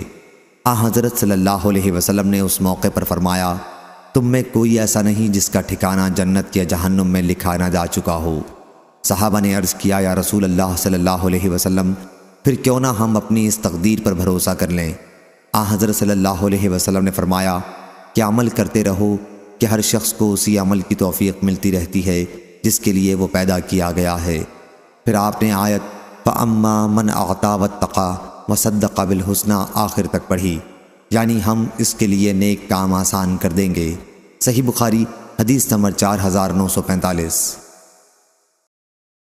شعبہ نے بیان کیا ان سے سلیمان عامش نے، ان سے سعد بن عبیدہ نے، ان سے ابو عبد الرحمن سلمہ نے اور ان سے حضرت علی رضی اللہ عنہ نے کہ نبی کریم صلی اللہ علیہ وسلم ایک جنازے میں تھے۔ آپ نے ایک لکڑی اٹھائی اور اس سے زمین کو ریدتے ہوئے فرمایا کہ تم میں کوئی شخص ایسا نہیں جس کا جنت یا دوزخ کا ٹھکانہ لکھا نہ جا چکا ہو۔ صحابہ نے عرض کیا یا رسول اللہ صلی اللہ علیہ وسلم کیا پھر ہم اسی پر بھروسہ نہ کر لیں؟ حضرت صلی اللہ علیہ وسلم نے فرمایا کہ عمل کرتے رہو کہ ہر شخص کو توفیق دی گئی ہے انہی اعمال کی جن کے لیے وہ پیدا کیا گیا ہے۔ سو جس نے دیا اور اللہ سے ڈرا اور اچھی بات کو سچا سمجھا آخر آیت تک۔ شعبہ نے بیان کیا کہ مجھ سے یہ حدیث منصور بن معتمر نے بھی بیان کی اور انہوں نے بھی سلیمان عامش سے اس کے موافق بیان کی، اس میں کوئی خلاف نہیں کیا۔ صحیح بخاری حدیث نمبر 4946۔ حضرت علی رضی اللہ عنہ نے بیان کیا کہ ہم نبی کریم صلی اللہ علیہ وسلم کے پاس بیٹھے ہوئے تھے۔ آپ نے فرمایا کہ ہم میں کوئی ایسا نہیں جس کا جہنم کا ٹھکانہ اور جنت کا ٹھکانہ لکھا نہ جا چکا ہو۔ ہم نے عرض کیا یا رسول اللہ صلی اللہ علیہ وسلم پھر ہم اسی پر بھروسہ کیوں نہ کر لیں؟ فرمایا نہیں، عمل کرتے رہو کیونکہ ہر شخص کو آسانی دی گئی ہے۔ اور اس کے بعد آپ نے اس آیت کی تلاوت کی، فَأَمَّا مَنْ آتَى وَاتَّقَىٰ، یعنی سو جس نے دیا اور اللہ سے ڈرا اور اچھی بات کو سچا سمجھا، اس کے لیے راحت کی چیزیں آسان کر دیں گے۔ سَنُيَسِّرُهُ لِلْيُسْرَىٰ، صحیح بخاری حدیث نمبر 4947۔ حضرت علی رضی اللہ عنہ نے بیان کیا کہ ہم بقیع الغرقد میں ایک جنازے کے ساتھ تھے، پھر رسول اللہ صلی اللہ علیہ وسلم بھی تشریف لائے، آپ بیٹھ گئے اور ہم بھی آپ کے چاروں طرف بیٹھ گئے۔ آپ کے ہاتھ میں چھڑی تھی، آپ نے سر جھکا لیا، پھر چھڑی سے زمین کو کریدنے لگے، پھر فرمایا کہ تم میں کوئی شخص ایسا نہیں، کوئی پیدا ہونے والی جان ایسی نہیں جس کا جنت اور جہنم کا ٹھکانہ لکھا نہ جا چکا ہو۔ یہ لکھا جا چکا ہے کہ کون نیک ہے اور کون برا ہے۔ ایک صاحب نے عرض کیا یا رسول اللہ صلی اللہ علیہ وسلم پھر کیا حرج ہے اگر ہم اپنی اسی تقدیر پر بھروسہ کر لیں اور نیک عمل کرنا چھوڑ دیں؟ جو ہم میں نیک ہوگا وہ نیکیوں کے ساتھ جا ملے گا، اور جو برا ہوگا اس سے بروں کے سے اعمال ہو جائیں گے۔ حضرت صلی اللہ علیہ وسلم نے فرمایا کہ جو لوگ نیک ہوتے ہیں انہیں نیکوں ہی کے عمل کی توفیق حاصل ہوتی ہے، اور جو برے ہوتے ہیں انہیں بروں ہی جیسے عمل کرنے کی توفیق ہوتی ہے۔ پھر آپ نے اس آیت کی تلاوت کی، فَأَمَّا مَنْ آتَى وَاتَّقَىٰ، یعنی سو جس نے دیا اور اللہ سے ڈرا اور اچھی بات کو سچا سمجھا، سو ہم اس کے لیے نیک کاموں کو آسان کر دیں گے۔ صحیح بخاری حدیث نمبر 4948۔ اعمش نے بیان کیا، کہا کہ میں نے سعد بن عبیدہ سے سنا، ان سے ابو عبد الرحمن سلمہ بیان کرتے تھے کہ حضرت علی رضی اللہ عنہ نے بیان کیا کہ نبی کریم صلی اللہ علیہ وسلم ایک جنازے میں تشریف رکھتے تھے، پھر آپ نے ایک چیز لی اور اس سے زمین کو ریدنے لگے اور فرمایا تم میں سے کوئی شخص ایسا نہیں جس کا جہنم کا ٹھکانہ یا جنت کا ٹھکانہ لکھا نہ جا چکا ہو۔ صحابہ نے عرض کیا کہ یا رسول اللہ صلی اللہ علیہ وسلم تو پھر ہم کیوں نہ اپنی تقدیر پر بھروسہ کر لیں اور نیک عمل کرنا چھوڑ دیں؟ حضرت صلی اللہ علیہ وسلم نے فرمایا کہ نیک عمل کرو، ہر شخص کو ان اعمال کی توفیق دی جاتی ہے جن کے لیے وہ پیدا کیا گیا ہے۔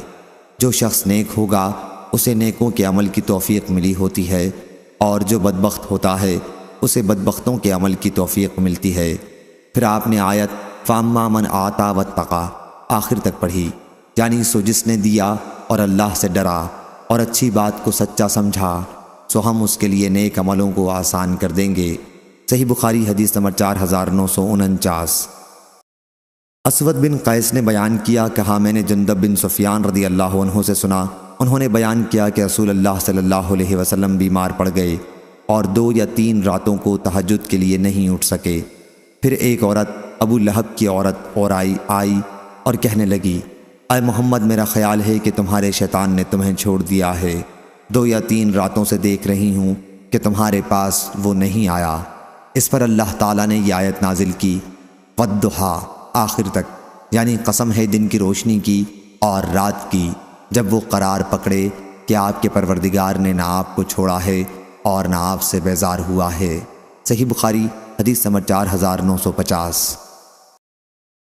اسود بن قیس نے بیان کیا کہ میں نے جندب بجلی رضی اللہ عنہ سے سنا کہ ایک عورت ام المومنین خدیجہ رضی اللہ عنہا نے کہا کہ یا رسول اللہ صلی اللہ علیہ وسلم میں دیکھتی ہوں کہ آپ کے دوست جبرائیل علیہ السلام آپ کے پاس آنے میں دیر کرتے ہیں۔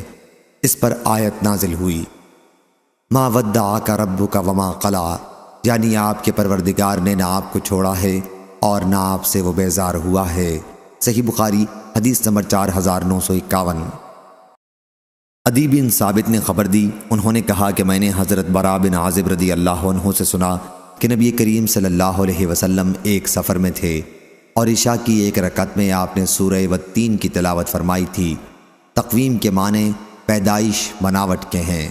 صحیح بخاری حدیث نمبر 4952۔ لیث بن سعد نے بیان کیا، ان سے عقیل نے، ان سے ابن شہاب نے، دوسری سند حضرت امام بخاری نے کہا، اور مجھ سے سعید بن مروان نے بیان کیا، اور ان سے محمد بن عبدالعزیز بن ابی رزمہ نے، انہیں ابو صالح سلمویہ نے خبر دی، کہا کہ مجھ سے عبداللہ نے بیان کیا، ان سے یونس بن یزید نے بیان کیا، کہا کہ مجھے ابن شہاب نے خبر دی، انہیں عروہ بن زبیر نے خبر دی، اور ان سے نبی کریم صلی اللہ علیہ وسلم کی پاک بیوی عائشہ رضی اللہ عنہا نے بیان کیا کہ رسول اللہ صلی اللہ علیہ وسلم کو نبوت سے پہلے سچے خواب دکھائے جاتے تھے۔ چنانچہ اس دور میں آپ صلی اللہ علیہ وسلم جو خواب بھی دیکھ لیتے وہ صبح کی روشنی کی طرح بیداری میں نمودار ہوتا۔ پھر آپ کو تنہائی بھلی لگنے لگی۔ اس دور میں آپ صلی اللہ علیہ وسلم غار حرا تنہا تشریف لے جاتے اور آپ صلی اللہ علیہ وسلم وہاں تحنس کیا کرتے تھے۔ عروہ نے کہا تحنس سے عبادت مراد ہے۔ آپ صلی اللہ علیہ وسلم وہاں کئی راتیں جاگتے، گھر میں نہ آتے اور اس کے لیے اپنے گھر سے توشہ لے جایا کرتے تھے۔ پھر جب توشہ ختم ہو جاتا پھر خدیجہ رضی اللہ عنہا کے ہاں لوٹ کر تشریف لاتے اور اتنا ہی توشہ پھر لے جاتے۔ اسی حال میں آپ غار حرا میں تھے کہ دفتن آپ پر وحی نازل ہوئی۔ چنانچہ فرشتہ آپ کے پاس آیا اور کہا پڑھیے۔ حضرت صلی اللہ علیہ وسلم نے فرمایا کہ میں پڑھا ہوا نہیں ہوں۔ حضور صلی اللہ علیہ وسلم نے بیان کیا کہ مجھے فرشتے نے پکڑ لیا اور اتنا بھینچا کہ میں بے طاقت ہو گیا۔ پھر انہوں نے مجھے چھوڑ دیا اور کہا کہ پڑھیے۔ میں نے کہا کہ میں پڑھا ہوا نہیں ہوں۔ انہوں نے پھر دوسری مرتبہ مجھے پکڑ کر اس طرح بھینچا کہ میں بے طاقت ہو گیا اور چھوڑنے کے بعد کہا کہ پڑھیے۔ میں نے اس مرتبہ بھی یہی کہا کہ میں پڑھا ہوا نہیں ہوں۔ انہوں نے تیسری مرتبہ پھر اسی طرح مجھے پکڑ کر بھینچا کہ میں بے طاقت ہو گیا اور کہا کہ پڑھیے اپنے پروردگار کے نام کے ساتھ جس نے سب کو پیدا کیا، جس نے انسان کو خون کے لوتھڑے سے پیدا کیا ہے۔ آپ پڑھیے اور آپ کا رب بڑا کریم ہے جس نے قلم کے ذریعے تعلیم دی ہے سے آیت علم الانسان ما لم یعلم تک۔ پھر حضرت صلی اللہ علیہ وسلم ان 5 آیات کو لے کر واپس گھر تشریف لائے اور گھبراہٹ سے آپ کے مونڈھے اور گردن کا گوشت پھڑک حرکت کر رہا تھا۔ آپ صلی اللہ علیہ وسلم نے خدیجہ رضی اللہ عنہا کے پاس پہنچ کر فرمایا کہ مجھے چادر اوڑھا دو، مجھے چادر اوڑھا دو۔ چنانچہ انہوں نے آپ کو چادر اوڑھا دی۔ جب گھبراہٹ آپ سے دور ہوئی تو آپ صلی اللہ علیہ وسلم نے خدیجہ رضی اللہ عنہا سے کہا اب کیا ہوگا؟ مجھے تو اپنی جان کا ڈر ہو گیا ہے۔ پھر آپ صلی اللہ علیہ وسلم نے سارا واقعہ انہیں سنایا۔ خدیجہ رضی اللہ عنہا نے کہا ایسا ہرگز نہ ہوگا، آپ کو خوشخبری ہو، اللہ کی قسم اللہ آپ کو کبھی رسوا نہیں کرے گا۔ اللہ کی قسم آپ تو صلہ رحمی کرنے والے ہیں، آپ ہمیشہ سچ بولتے ہیں، آپ کمزور و ناتواں کا بوجھ خود اٹھا لیتے ہیں، جنہیں کہیں سے کچھ نہیں ملتا وہ آپ صلی اللہ علیہ وسلم کے یہاں سے پا لیتے ہیں۔ آپ مہمان نواز ہیں اور حق کے راستے میں پیش آنے والی مصیبتوں پر لوگوں کی مدد کرتے ہیں۔ پھر خدیجہ رضی اللہ عنہا حضرت صلی اللہ علیہ وسلم کو لے کر ورقہ بن نوفل کے پاس آئیں۔ وہ خدیجہ رضی اللہ عنہا کے چچا اور آپ کے والد کے بھائی تھے۔ وہ زمانہ جاہلیت میں نصرانی ہو گئے تھے اور عربی لکھ لیتے تھے۔ جس طرح اللہ نے چاہا انہوں نے انجیل بھی عربی میں لکھی تھی۔ وہ بہت بوڑھے تھے اور نابینا ہو گئے تھے۔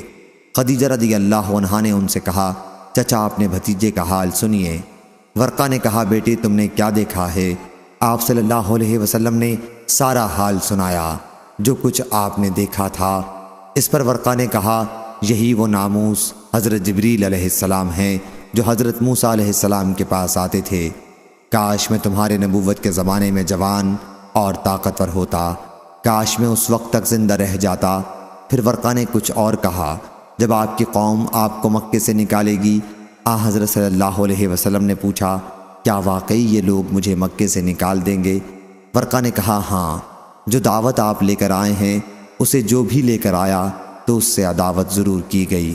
اگر میں آپ کی نبوت کے زمانے میں زندہ رہ گیا تو میں ضرور بھرپور طریقے پر آپ کا ساتھ دوں گا۔ اس کے بعد ورقہ کا انتقال ہو گیا اور کچھ دنوں کے لیے وحی کا آنا بھی بند ہو گیا۔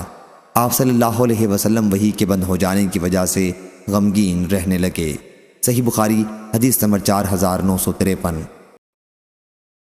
حضرت جابر بن عبداللہ انصاری رضی اللہ عنہ نے بیان کیا کہ رسول کریم صلی اللہ علیہ وسلم وحی کے کچھ دنوں کے لیے رک جانے کا ذکر فرما رہے تھے۔ حضرت صلی اللہ علیہ وسلم نے فرمایا کہ میں چل رہا تھا کہ میں نے اچانک آسمان کی طرف سے ایک آواز سنی۔ میں نے نظر اٹھا کر دیکھا تو وہی فرشتہ جبریل علیہ السلام جو میرے پاس غار حرا میں آیا تھا آسمان اور زمین کے درمیان کرسی پر بیٹھا ہوا نظر آیا۔ میں ان سے بہت ڈرا اور گھر واپس آ کر میں نے کہا کہ مجھے چادر اوڑھا دو۔ چنانچہ گھر والوں نے مجھے چادر اڑا دی۔ پھر اللہ تعالیٰ نے یہ آیت نازل کی، یا ایھا المدثر قم فانذر، اے کپڑے میں لپیٹنے والے اٹھیے، پھر لوگوں کو ڈرائیے اور اپنے پروردگار کی بڑائی بیان کیجیے اور اپنے کپڑوں کو پاک رکھیے۔ ابو سلمہ رضی اللہ عنہ نے کہا کہ الرجز جاہلیت کے بت تھے جن کی وہ پرستش کیا کرتے تھے۔ راوی نے بیان کیا کہ پھر وحی برابر آنے لگی۔ صحیح بخاری حدیث نمبر 4954۔ عقیل نے بیان کیا، ان سے ابن شہاب نے، ان سے عروہ نے اور ان سے حضرت عائشہ رضی اللہ عنہا نے بیان کیا کہ شروع میں رسول کریم صلی اللہ علیہ وسلم کو سچے خواب دکھائے جانے لگے۔ پھر آپ کے پاس فرشتہ آیا اور کہا کہ آپ صلی اللہ علیہ وسلم پڑھیے اپنے پروردگار کے نام کے ساتھ جس نے سب کو پیدا کیا ہے، جس نے انسان کو خون کے لوتھڑے سے پیدا کیا ہے، آپ پڑھا کیجئے اور آپ صلی اللہ علیہ وسلم کا پروردگار بڑا کریم ہے۔ صحیح بخاری حدیث نمبر 4955۔ عروہ نے خبر دی اور انہیں حضرت عائشہ رضی اللہ عنہا نے کہ رسول کریم صلی اللہ علیہ وسلم کی نبوت کی ابتدا سچے خوابوں سے کی گئی، اور کہا کہ آپ صلی اللہ علیہ وسلم پڑھیے اپنے پروردگار کے نام کی مدد سے جس نے سب کو پیدا کیا ہے، جس نے انسان کو خون کے لوتھڑے سے بنایا، آپ پڑھا کیجئے اور آپ کا پروردگار بڑا کریم ہے جس نے قلم کو ذریعہ تعلیم بنایا۔ صحیح بخاری حدیث نمبر 4956۔ ابن شہاب نے بیان کیا، انہوں نے عروہ سے سنا، ان سے حضرت عائشہ رضی اللہ عنہا نے بیان کیا کہ پھر رسول کریم صلی اللہ علیہ وسلم خدیجہ کے پاس واپس تشریف لائے اور فرمایا کہ مجھے چادر اڑھا دو، مجھے چادر اڑھا دو۔ پھر آپ نے سارا واقعہ بیان فرمایا۔ صحیح بخاری حدیث نمبر 4957۔ حضرت ابن عباس رضی اللہ عنہ نے بیان کیا، ابو جہل نے کہا تھا کہ اگر میں نے محمد صلی اللہ علیہ وسلم کو کعبے کے پاس نماز پڑھتے دیکھ لیا تو میں اس کی گردن کچل دوں گا۔ حضور صلی اللہ علیہ وسلم کو جب یہ بات پہنچی تو آپ صلی اللہ علیہ وسلم نے فرمایا کہ اگر اس نے ایسا کیا ہوتا تو اسے فرشتے پکڑ لیتے۔ عبد الرزاق کے ساتھ اس حدیث کو عمرو بن خالد نے روایت کیا ہے، ان سے عبید اللہ نے، ان سے عبد الکریم نے بیان کیا۔ صحیح بخاری حدیث نمبر 4958۔ شعبہ نے بیان کیا کہ میں نے قتادہ سے سنا اور انہوں نے حضرت انس بن مالک رضی اللہ عنہ سے کہ رسول کریم صلی اللہ علیہ وسلم نے ابی بن کعب رضی اللہ عنہ سے فرمایا کہ اللہ تعالیٰ نے مجھے حکم دیا ہے کہ تمہیں سورہ لم یکن الذین کفروا پڑھ کر سناؤں۔ حضرت ابی بن کعب رضی اللہ عنہ نے عرض کیا، کیا اللہ نے میرا نام بھی لیا ہے؟ حضرت صلی اللہ علیہ وسلم نے فرمایا کہ ہاں۔ اس پر وہ رونے لگے۔ صحیح بخاری حدیث نمبر 4959۔ حضرت انس رضی اللہ عنہ نے بیان کیا کہ نبی کریم صلی اللہ علیہ وسلم نے ابی بن کعب رضی اللہ عنہ سے فرمایا، اللہ تعالیٰ نے مجھے حکم دیا ہے کہ تمہیں قرآن سورہ لم یکن الذین پڑھ کر سناؤں۔ حضرت ابی بن کعب رضی اللہ عنہ نے عرض کیا، کیا آپ سے اللہ تعالیٰ نے میرا نام بھی لیا ہے؟ آپ نے فرمایا کہ ہاں، اللہ تعالیٰ نے تمہارا نام بھی مجھ سے لیا ہے۔ حضرت ابی بن کعب رضی اللہ عنہ یہ سن کر رونے لگے۔ قتادہ نے بیان کیا کہ مجھے خبر دی گئی ہے کیا حضرت صلی اللہ علیہ وسلم نے انہیں سورہ لم یکن الذین کفروا من اہل الکتاب پڑھ کر سنائی تھی۔ صحیح بخاری حدیث نمبر 4960۔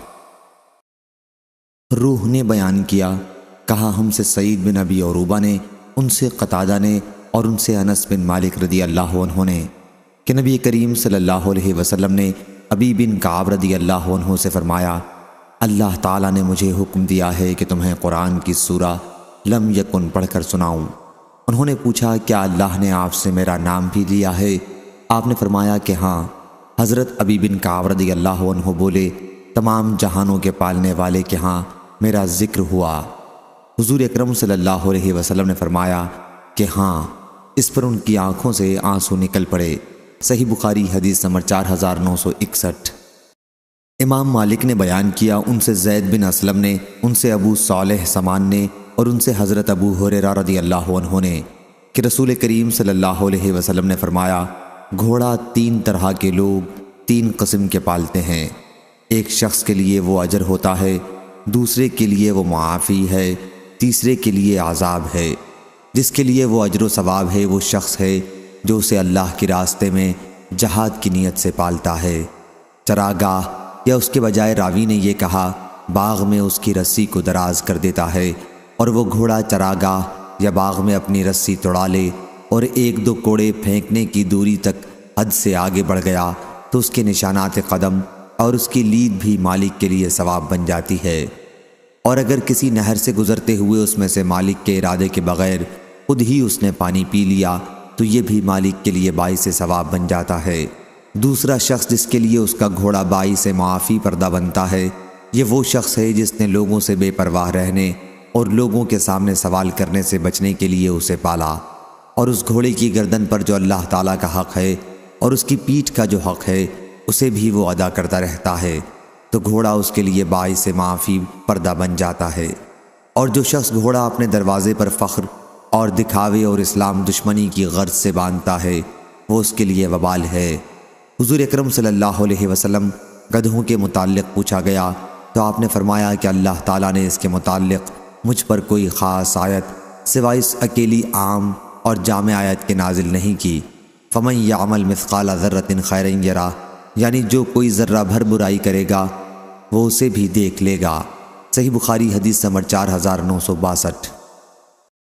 امام مالک رحمہ اللہ نے خبر دی، انہیں زید بن اسلم نے، انہیں ابو صالح نے اور انہیں حضرت ابو ہریرہ رضی اللہ عنہ نے کہ رسول کریم صلی اللہ علیہ وسلم سے گدھوں کے متعلق پوچھا گیا تو آپ نے فرمایا کہ اس اکیلی عام آیت کے سوا مجھ پر اس کے بارے میں اور کوئی خاص حکم نازل نہیں ہوا ہے، یعنی سو جو کوئی ذرہ برابر نیکی کرے گا وہ اسے بھی دیکھ لے گا۔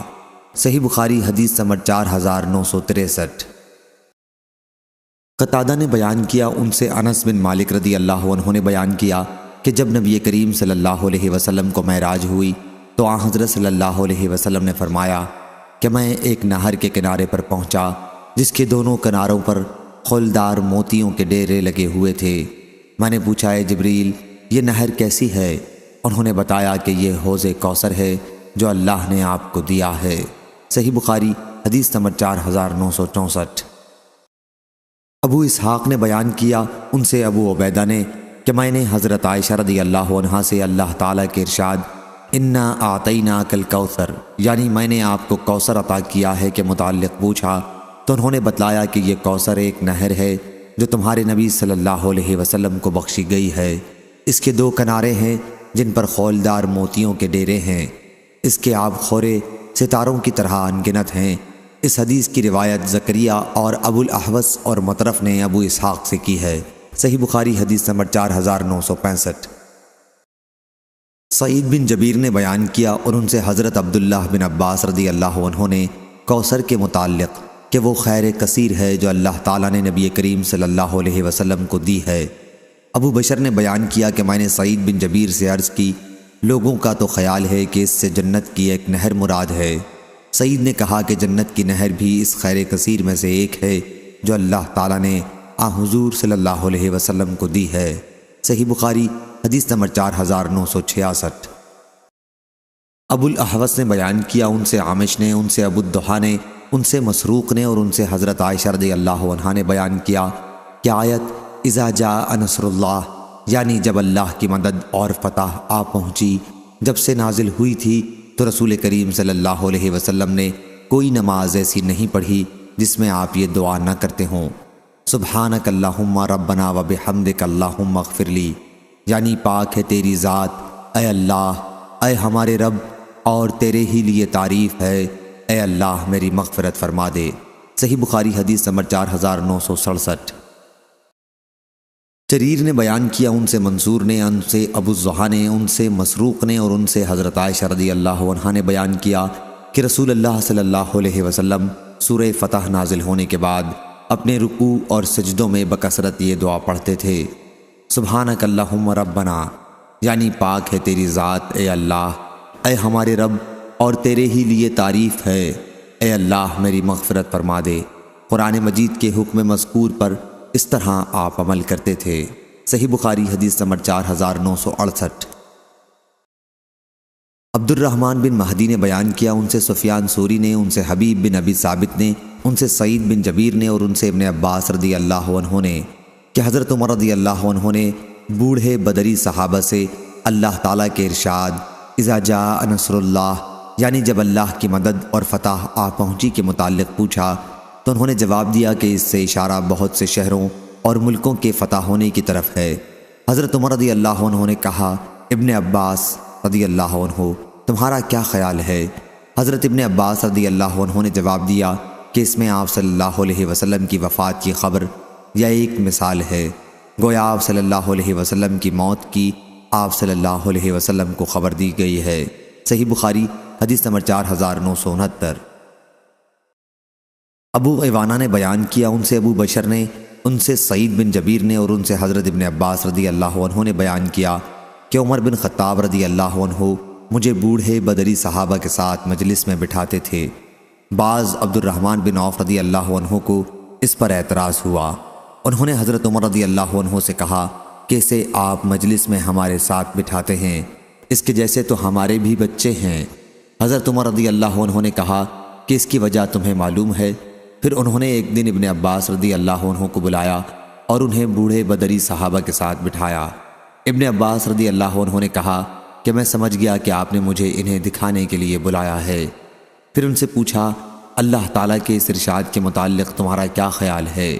اذا جاء نصر اللہ، یعنی جب اللہ کی مدد اور فتح آ پہنچی۔ بعض لوگوں نے کہا کہ جب ہمیں مدد اور فتح حاصل ہوئی تو اللہ کی حمد اور اس سے استغفار کا ہمیں آیت میں حکم دیا گیا ہے۔ کچھ لوگ خاموش رہے اور کوئی جواب نہیں دیا۔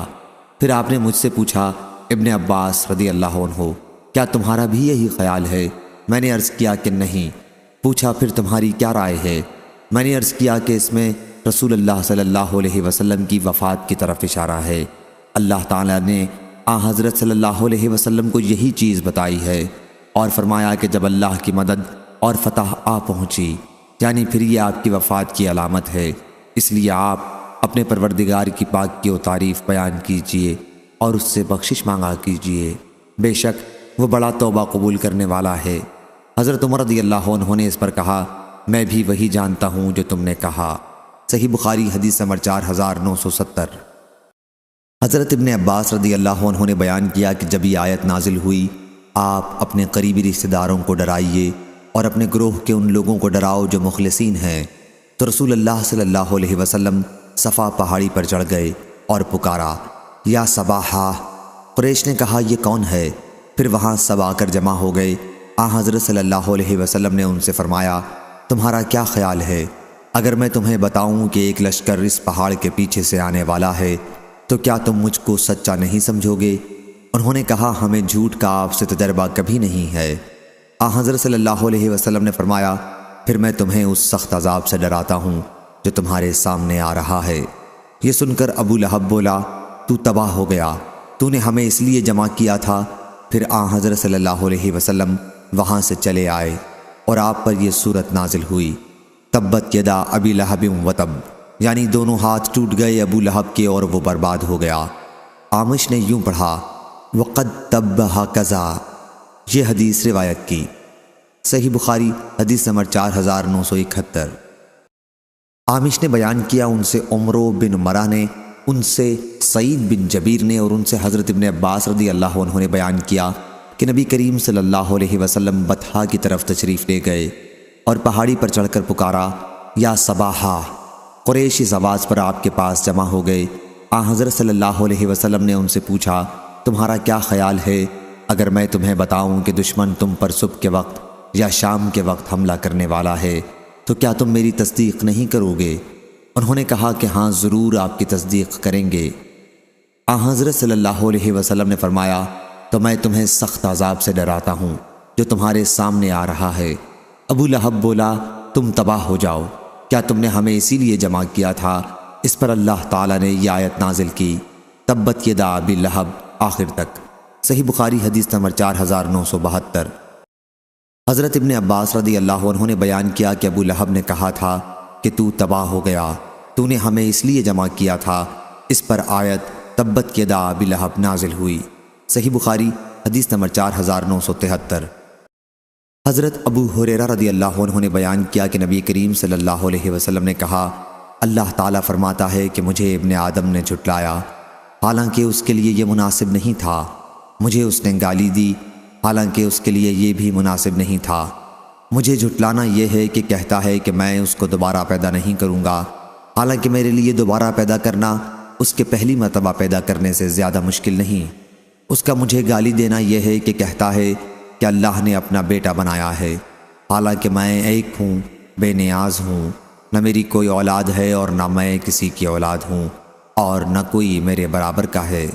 صحیح بخاری حدیث نمبر 4974۔ حضرت ابو ہریرہ رضی اللہ عنہ نے بیان کیا کہ رسول اللہ صلی اللہ علیہ وسلم نے فرمایا، اللہ پاک نے فرمایا ہے کہ ابن آدم نے مجھے جھٹلایا، حالانکہ اس کے لیے یہ مناسب نہ تھا۔ اس نے مجھے گالی دی، حالانکہ یہ اس کا حق نہیں تھا۔ مجھے جھٹلانا یہ ہے کہ کہتا ہے کہ میں اسے دوبارہ زندہ نہیں کر سکتا، جیسا کہ میں نے اسے پہلی دفعہ پیدا کیا تھا۔ اس کا گالی دینا یہ ہے کہ کہتا ہے اللہ نے بیٹا بنا لیا ہے، حالانکہ میں بے پرواہ ہوں، میرے ہاں نہ کوئی اولاد ہے اور نہ میں کسی کی اولاد، اور نہ کوئی میرے برابر کا ہے۔ کفون اور کفیہ اور کفا ہم معنی ہیں۔ صحیح بخاری حدیث نمبر 4975۔ زر بن حبیش نے بیان کیا، انہوں نے ابی بن کعب رضی اللہ عنہ سے معوذتین کے بارے میں پوچھا تو انہوں نے بیان کیا کہ یہ مسئلہ میں نے بھی رسول اللہ صلی اللہ علیہ وسلم سے پوچھا تھا۔ حضرت صلی اللہ علیہ وسلم نے فرمایا کہ مجھے جبریل علیہ السلام کی زبانی کہا گیا ہے کہ یوں کہو کہ اعوذ برب الفلق۔ میں نے اسی طرح کہا، چنانچہ ہم بھی وہی کہتے ہیں جو رسول کریم صلی اللہ علیہ وسلم نے کہا۔ صحیح بخاری حدیث نمبر 4976۔ زر نے بیان کیا کہ میں نے ابی بن کعب رضی اللہ عنہ سے پوچھا، یا ابا المنذر، آپ کے بھائی عبداللہ بن مسعود رضی اللہ عنہ تو یہ کہتے ہیں کہ سورہ معوذتین قرآن میں داخل نہیں ہیں۔ ابی بن کعب رضی اللہ عنہ نے کہا کہ میں نے رسول اللہ صلی اللہ علیہ وسلم سے اس بات کا پوچھا تھا۔ حضرت صلی اللہ علیہ وسلم نے مجھ سے فرمایا کہ جبریل علیہ السلام کی زبانی مجھ سے یوں کہا گیا، کیا ایسا کہہ؟ اور میں نے کہا۔ ابی بن کعب رضی اللہ عنہ نے کہا کہ ہم بھی وہی کہتے ہیں جیسا کہ رسول اللہ صلی اللہ علیہ وسلم نے فرمایا تھا۔ صحیح بخاری حدیث نمبر 4977۔ عبد الرحمن بن عوف نے بیان کیا کہ مجھ کو حضرت عائشہ اور عبداللہ بن عباس رضی اللہ عنہ نے خبر دی کہ نبی کریم صلی اللہ علیہ وسلم مکے میں 10 سال رہے اور قرآن نازل ہوتا رہا، اور مدینے میں بھی 10 سال تک رہے اور آپ پر وہاں بھی قرآن نازل ہوتا رہا۔ صحیح بخاری حدیث نمبر 4978، 4979۔ ابو عثمان مہدی نے بیان کیا کہ مجھے معلوم ہوا کہ حضرت جبریل علیہ السلام نبی کریم صلی اللہ علیہ وسلم کے پاس آئے اور آپ سے بات کرنے لگے۔ اس وقت ام المومنین ام سلمہ رضی اللہ عنہا آپ کے پاس موجود تھیں۔ حضرت صلی اللہ علیہ وسلم نے ان سے پوچھا کہ جانتی ہو یہ کون ہیں، یا اسی طرح کے الفاظ آپ نے فرمائے۔ ام المومنین نے کہا واہیہ کلبی ہیں۔ جب آپ کھڑے ہوئے، ام سلمہ نے بیان کیا کہ خدا کی قسم اس وقت بھی میں انہیں واہیہ کلبی سمجھتی رہی۔ آخر جب میں نے نبی کریم صلی اللہ علیہ وسلم کا خطبہ سنا جس میں آپ نے حضرت جبریل علیہ السلام کے آنے کی خبر سنائی، تب مجھے حال معلوم ہوا، یا اسی طرح کے الفاظ بیان کیے۔ معتمر نے بیان کیا کہ میرے والد سلیمان نے کہا، میں نے ابو عثمان مہدی سے کہا کہ آپ نے یہ حدیث کس سے سنی تھی؟ انہوں نے بتایا کہ حضرت اسامہ بن زید رضی اللہ عنہ سے۔ صحیح بخاری حدیث نمبر 4980۔ حضرت ابو ہریرہ رضی اللہ عنہ نے بیان کیا کہ نبی کریم صلی اللہ علیہ وسلم نے فرمایا، ہر نبی کو ایسے ایسے معجزات عطا کیے گئے کہ انہیں دیکھ کر ان پر ایمان لائے، بعد کے زمانے میں ان کا کوئی اثر نہیں رہا، اور مجھے جو معجزہ دیا گیا ہے وہ وہی قرآن ہے جو اللہ تعالیٰ نے مجھ پر نازل کی ہے۔ اس کا اثر قیامت تک باقی رہے گا، اس لیے مجھے امید ہے کہ قیامت کے دن میرے تابع فرمان لوگ دوسرے پیغمبروں کے تابع فرمانوں سے زیادہ ہوں گے۔ صحیح بخاری حدیث نمبر 4981۔ حضرت انس بن مالک رضی اللہ عنہ نے خبر دی کہ اللہ تعالیٰ نبی کریم صلی اللہ علیہ وسلم پر پے در پے وحی اتارتا رہا، اور آپ کی وفات کے قریبی زمانہ میں تو بہت وحی اتری، پھر اس کے بعد حضرت صلی اللہ علیہ وسلم کی وفات ہو گئی۔ صحیح بخاری حدیث نمبر 4982۔ سفیان ثوری نے بیان کیا، ان سے اسود بن قیس نے کہا کہ میں نے جندب بن عبداللہ بجلی رضی اللہ عنہ سے سنا، انہوں نے بیان کیا کہ نبی کریم صلی اللہ علیہ وسلم بیمار پڑے اور 1 یا 2 راتوں میں تہجد کی نماز کے لیے نہ اٹھ سکے، تو ایک عورت اورا بنت رب ابو لہب کی جورو حضرت صلی اللہ علیہ وسلم کے پاس آئی اور کہنے لگی، محمد صلی اللہ علیہ وسلم، میرا خیال ہے کہ تمہارے شیطان نے تمہیں چھوڑ دیا ہے۔ اس پر اللہ تعالیٰ نے یہ آیت نازل کی، وَالضُّحَىٰ، قسم ہے دن کی روشنی کی اور رات کی جب وہ قرار پکڑے، کیا آپ کے پروردگار نے نہ آپ کو چھوڑا ہے اور نہ وہ آپ سے خفا ہوا ہے۔ صحیح بخاری حدیث نمبر 4983۔ حضرت انس بن مالک رضی اللہ عنہ نے خبر دی، انہوں نے بیان کیا کہ حضرت عثمان رضی اللہ عنہ نے زید بن ثابت، سعید بن عاص، عبداللہ بن زبیر، عبد الرحمن بن حارث بن حشام رضی اللہ عنہ کو حکم دیا کہ قرآن مجید کو کتابی شکل میں لکھیں، اور فرمایا کہ اگر قرآن کے کسی محاورے میں تمہارا زید بن ثابت رضی اللہ عنہ سے اختلاف ہو تو اس لفظ کو قریش کے محاورے کے مطابق لکھو، کیونکہ قرآن انہی کے محاورے پر نازل ہوا ہے۔ چنانچہ انہوں نے ایسا ہی کیا۔ صحیح بخاری حدیث نمبر 4984۔ عطا بن ابی رباح نے بیان کیا دوسری سند، اور میرے والد مستد بن زید نے بیان کیا کہ ہم سے یحییٰ بن سعید قطان نے بیان کیا، ان سے ابن جریج نے بیان کیا، کہا مجھ کو عطا بن ابی رباح نے خبر دی، کہا کہ مجھے صفوان بن یعلا بن امیہ نے خبر دی کہ میرے والد یعلا کہا کرتے تھے کہ کاش میں رسول کریم صلی اللہ علیہ وسلم کو اس وقت دیکھتا جب آپ پر وحی نازل ہوتی ہو۔ چنانچہ جب آپ مقام جعرانہ میں ٹھہرے ہوئے تھے، آپ کے اوپر کپڑے سے سایہ کر دیا گیا تھا، اور آپ کے ساتھ آپ کے چند صحابہ موجود تھے کہ ایک شخص جو خوشبو میں بسا ہوا تھا آیا اور عرض کیا، یا رسول اللہ صلی اللہ علیہ وسلم، ایسے شخص کے بارے میں کیا فتویٰ ہے جس نے خوشبو میں بسا ہوا ایک جبہ پہن کر احرام باندھا ہو؟ تھوڑی دیر کے لیے حضرت صلی اللہ علیہ وسلم نے دیکھا اور پھر آپ پر وحی آنا شروع ہو گئی۔ حضرت عمر رضی اللہ عنہ نے حضرت یعلا رضی اللہ عنہ کو اشارے سے بلایا، یعلا آئے اور اپنا سر اس کپڑے کے جس سے حضرت صلی اللہ علیہ وسلم کے لیے سایہ کیا گیا تھا اندر کر لیا۔ حضرت صلی اللہ علیہ وسلم کا چہرہ اس وقت سرخ ہو رہا تھا اور آپ تیزی سے سانس لے رہے تھے۔ تھوڑی دیر تک یہی کیفیت رہی، پھر یہ کیفیت دور ہو گئی اور آپ نے دریافت فرمایا کہ جس نے ابھی مجھ سے عمرے کے متعلق فتویٰ پوچھا تھا وہ کہاں ہے؟ اس شخص کو تلاش کر کے آپ کے پاس لایا گیا۔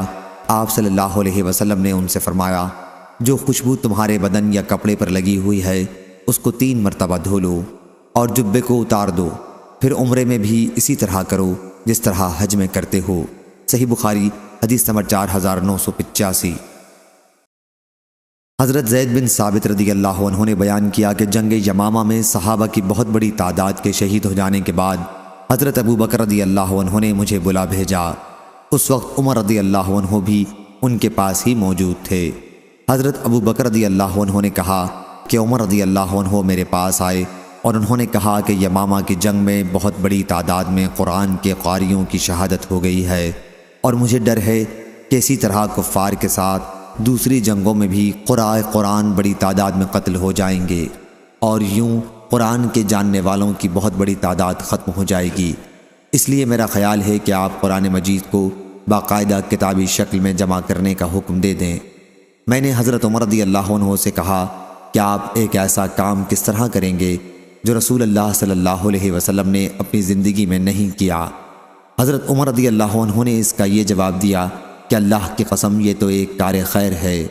عمر رضی اللہ عنہ یہ بات مجھ سے بار بار کہتے رہے، آخر اللہ تعالیٰ نے اس مسئلے میں میرا بھی سینہ کھول دیا، اور اب میری بھی وہی رائے ہو گئی جو حضرت عمر رضی اللہ عنہ کی تھی۔ حضرت زید رضی اللہ عنہ نے بیان کیا کہ حضرت ابو بکر رضی اللہ عنہ نے کہا، آپ زید رضی اللہ عنہ جوان اور عقل مند ہیں، آپ کو معاملے میں متہم نہیں کیا جا سکتا، اور آپ رسول اللہ صلی اللہ علیہ وسلم کی وحی لکھتے بھی تھے، اس لیے آپ قرآن مجید کو پوری تلاش اور محنت کے ساتھ ایک جگہ جمع کر دیں۔ اللہ کی قسم اگر یہ لوگ مجھے کسی پہاڑ کو بھی اس کی جگہ سے دوسری جگہ ہٹانے کے لیے کہتے تو میرے لیے یہ کام اتنا مشکل نہیں تھا جتنا کہ ان کا یہ حکم کہ میں قرآن مجید کو جمع کر دوں۔ میں نے اس پر کہا کہ آپ لوگ ایک ایسے کام کو کرنے کی ہمت کیسے کر سکتے ہیں جو رسول اللہ صلی اللہ علیہ وسلم نے خود نہیں کیا تھا؟ حضرت ابو بکر رضی اللہ عنہ نے کہا، اللہ کی قسم یہ ایک عمل خیر ہے۔ حضرت ابو بکر رضی اللہ عنہ یہ جملہ برابر دہراتے رہے یہاں تک کہ اللہ تعالیٰ نے میرا بھی ان کی اور عمر رضی اللہ عنہ کی طرح سینہ کھول دیا۔ چنانچہ میں نے قرآن مجید جو مختلف چیزوں پر لکھا ہوا موجود تھا کی تلاش شروع کر دی، اور قرآن مجید کو کھجور کی چھلی ہوئی شاخوں، پتلے پتھروں سے جن پر قرآن مجید لکھا گیا تھا اور لوگوں کے سینوں کی مدد سے جمع کرنے لگا۔ سورہ توبہ کی آخری آیتیں مجھے ابو خزیمہ انصاری رضی اللہ عنہ کے پاس لکھی ہوئی ملیں۔ یہ چند آیات مکتوب شکل میں ان کے سوا اور کسی کے پاس نہیں تھیں۔ لَقَدْ جَاءَكُمْ رَسُولٌ مِّنْ أَنفُسِكُمْ عَزِيزٌ عَلَيْهِ مَا عَنِتُّمْ سے سورہ برات توبہ کے خاتمے تک۔ جمع کے بعد قرآن مجید کے یہ صحیفے حضرت ابو بکر رضی اللہ عنہ کے پاس محفوظ تھے۔ پھر ان کی وفات کے بعد حضرت عمر رضی اللہ عنہ نے جب تک وہ زندہ رہے اپنے ساتھ رکھے۔ پھر وہ ام المومنین حضرت حفصہ بنت عمر رضی اللہ عنہ کے پاس محفوظ رہے۔ صحیح بخاری حدیث نمبر 4986۔ انس بن مالک رضی اللہ عنہ نے بیان کیا کہ حذیفہ بن یمان رضی اللہ عنہ امیر المومنین عثمان رضی اللہ عنہ کے پاس آئے۔ اس وقت عثمان رضی اللہ عنہ آرمینیا اور آذربائیجان کی فتح کے سلسلے میں شام کے غازیوں کے لیے جنگ کی تیاریوں میں مصروف تھے تاکہ وہ اہل عراق کو ساتھ لے کر جنگ کریں۔ حضرت حذیفہ رضی اللہ عنہ قرآن مجید کی قرأت کے اختلاف کی وجہ سے بہت پریشان تھے۔ آپ نے حضرت عثمان رضی اللہ عنہ سے کہا کہ امیر المومنین اس سے پہلے کہ یہ امت مسلمہ بھی یہودیوں اور نصرانیوں کی طرح کتاب اللہ میں اختلاف کرنے لگے، آپ اس کی خبر لیجئے۔ چنانچہ حضرت عثمان رضی اللہ عنہ نے حفصہ رضی اللہ عنہ کے یہاں کہلایا کہ صحیفے جنہیں زید رضی اللہ عنہ نے ابو بکر رضی اللہ عنہ کے حکم سے جمع کیا تھا اور جن پر مکمل قرآن مجید لکھا ہوا تھا ہمیں دے دیں تاکہ ہم انہیں مصحفوں میں کتابی شکل میں نقل کروا لیں، پھر اصل ہم آپ کو لوٹا دیں گے۔ حضرت حفصہ رضی اللہ عنہ نے وہ صحیفے حضرت عثمان رضی اللہ عنہ کے پاس بھیج دیے اور آپ نے زید بن ثابت، عبداللہ بن زبیر، سعید بن العاص، عبد الرحمن بن حارث بن حشام رضی اللہ عنہم کو حکم دیا کہ وہ ان صحیفوں کو مصحفوں میں نقل کر لیں۔ حضرت عثمان رضی اللہ عنہ نے اس جماعت کے 3 قریشی صحابیوں سے کہا کہ اگر آپ لوگوں کا قرآن مجید کے کسی لفظ کے سلسلے میں حضرت زید رضی اللہ عنہ سے اختلاف ہو تو اسے قریش کی زبان کے مطابق لکھ لیں، کیونکہ قرآن مجید بھی قریش ہی کی زبان میں نازل ہوا تھا۔ چنانچہ ان لوگوں نے ایسا ہی کیا، اور جب تمام صحیفے مختلف نسخوں میں نقل کر لیے گئے تو حضرت عثمان رضی اللہ عنہ نے ان صحیفوں کو واپس لوٹا دیا اور اپنی سلطنت کے ہر علاقے میں نقل شدہ مصحف کا ایک نسخہ بھجوا دیا اور حکم دیا کہ اس کے سوا کوئی چیز اگر قرآن کی طرف منسوب کی جاتی ہے، خواہ وہ کسی صحیفے یا مصحف میں ہو، تو اسے جلا دیا جائے۔ صحیح بخاری حدیث نمبر 4987۔ خارجہ بن زید بن ثابت نے خبر دی، انہوں نے حضرت زید بن ثابت رضی اللہ عنہ سے سنا، انہوں نے بیان کیا کہ جب ہم عثمان رضی اللہ عنہ کے زمانے میں مصحف کی صورت میں قرآن مجید کو نقل کر رہے تھے تو مجھے سورہ احزاب کی ایک آیت نہیں ملی، حالانکہ میں اس آیت کو بھی رسول اللہ صلی اللہ علیہ وسلم سے سنا کرتا تھا اور آپ اس کی تلاوت کیا کرتے تھے۔ پھر ہم نے اسے تلاش کیا تو وہ خزیمہ بنت ثابت انصاری رضی اللہ عنہ کے پاس ملی۔ وہ آیت یہ تھی، من المؤمنین رجال صدقوا ما عاہد اللہ علیہ۔ چنانچہ ہم نے اس آیت کو سورہ احزاب میں لگا دیا۔ صحیح بخاری حدیث نمبر 4988۔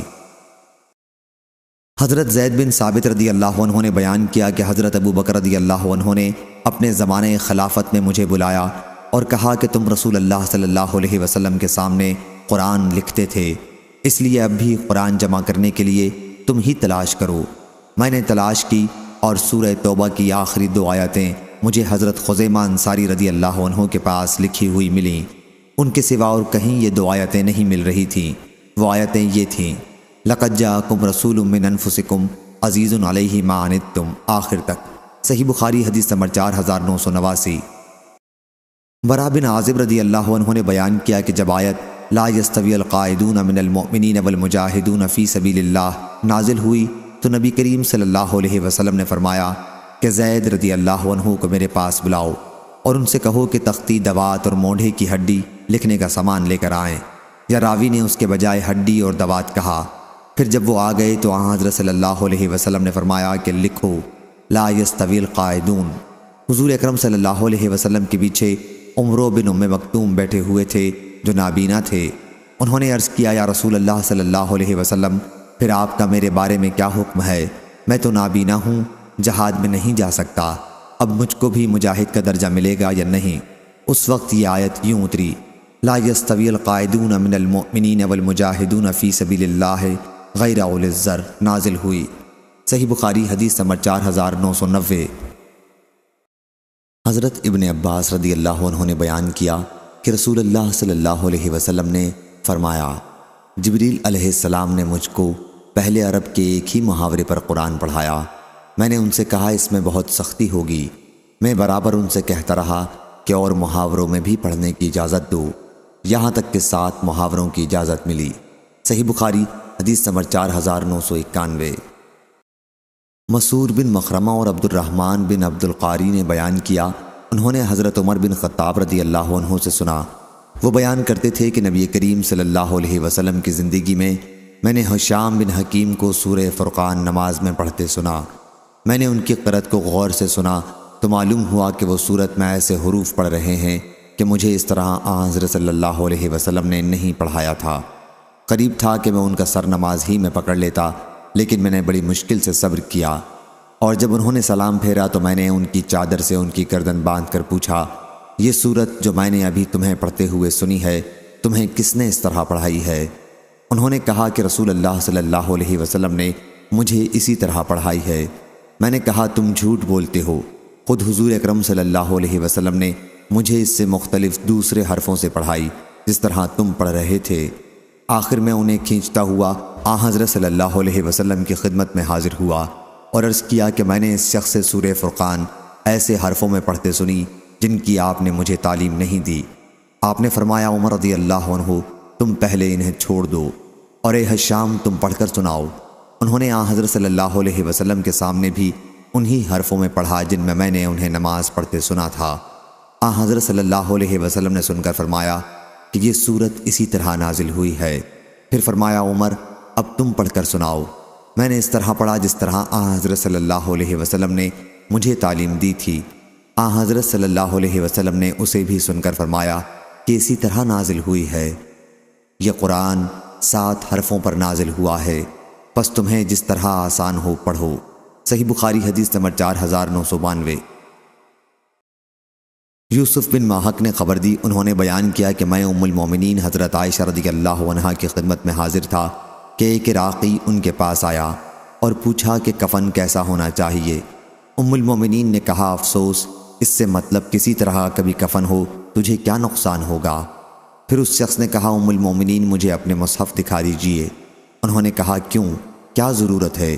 اس نے کہا، تاکہ میں بھی قرآن مجید اس ترتیب کے مطابق پڑھوں، کیونکہ لوگ بغیر ترتیب کے پڑھتے ہیں۔ انہوں نے کہا، پھر اس میں کیا قباحت ہے؟ جون سی سورت تو چاہے پہلے پڑھ لے، جون سی سورت چاہے بعد میں پڑھ لے۔ اگر اترنے کی ترتیب دیکھتا ہے تو پہلے مفصل کی ایک سورت اتری، اقرا باسم ربک، جس میں جنت دوزخ کا ذکر ہے۔ جب لوگوں کا دل اسلام کی طرف رجوع ہو گیا، اعتقاد پختہ ہو گئے، اس کے بعد حلال و حرام کے احکام اترے۔ اگر کہیں شروع ہی میں یہ اترتا کہ شراب نہ پینا تو لوگ کہتے ہم تو کبھی شراب پینا نہیں چھوڑیں گے۔ اگر شروع ہی میں یہ اترتا کہ زنا نہ کرو تو لوگ کہتے ہم تو زنا نہیں چھوڑیں گے۔ اس کے بجائے مکے میں محمد صلی اللہ علیہ وسلم پر اس وقت جب میں بچی تھی اور کھیلا کرتی تھی یہ آیت نازل ہوئی، بل الساعۃ موعدہم والساعۃ ادھیٰ وامر۔ لیکن سورہ بقرہ اور سورہ نساء اس وقت نازل ہوئی جب میں مدینے میں حضور اکرم صلی اللہ علیہ وسلم کے پاس تھی۔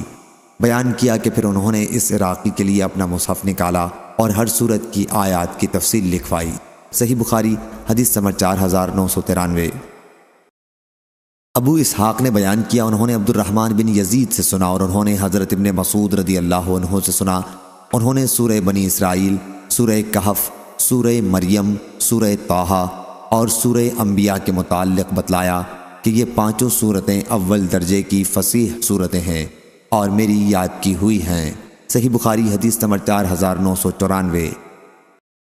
ابو اسحاق نے خبر دی، انہوں نے برا بن عازب رضی اللہ عنہ سے سنا، انہوں نے بیان کیا کہ میں نے سورہ سبح اسم ربک نبی کریم صلی اللہ علیہ وسلم کے مدینہ منورہ آنے سے پہلے ہی سیکھ لی تھی۔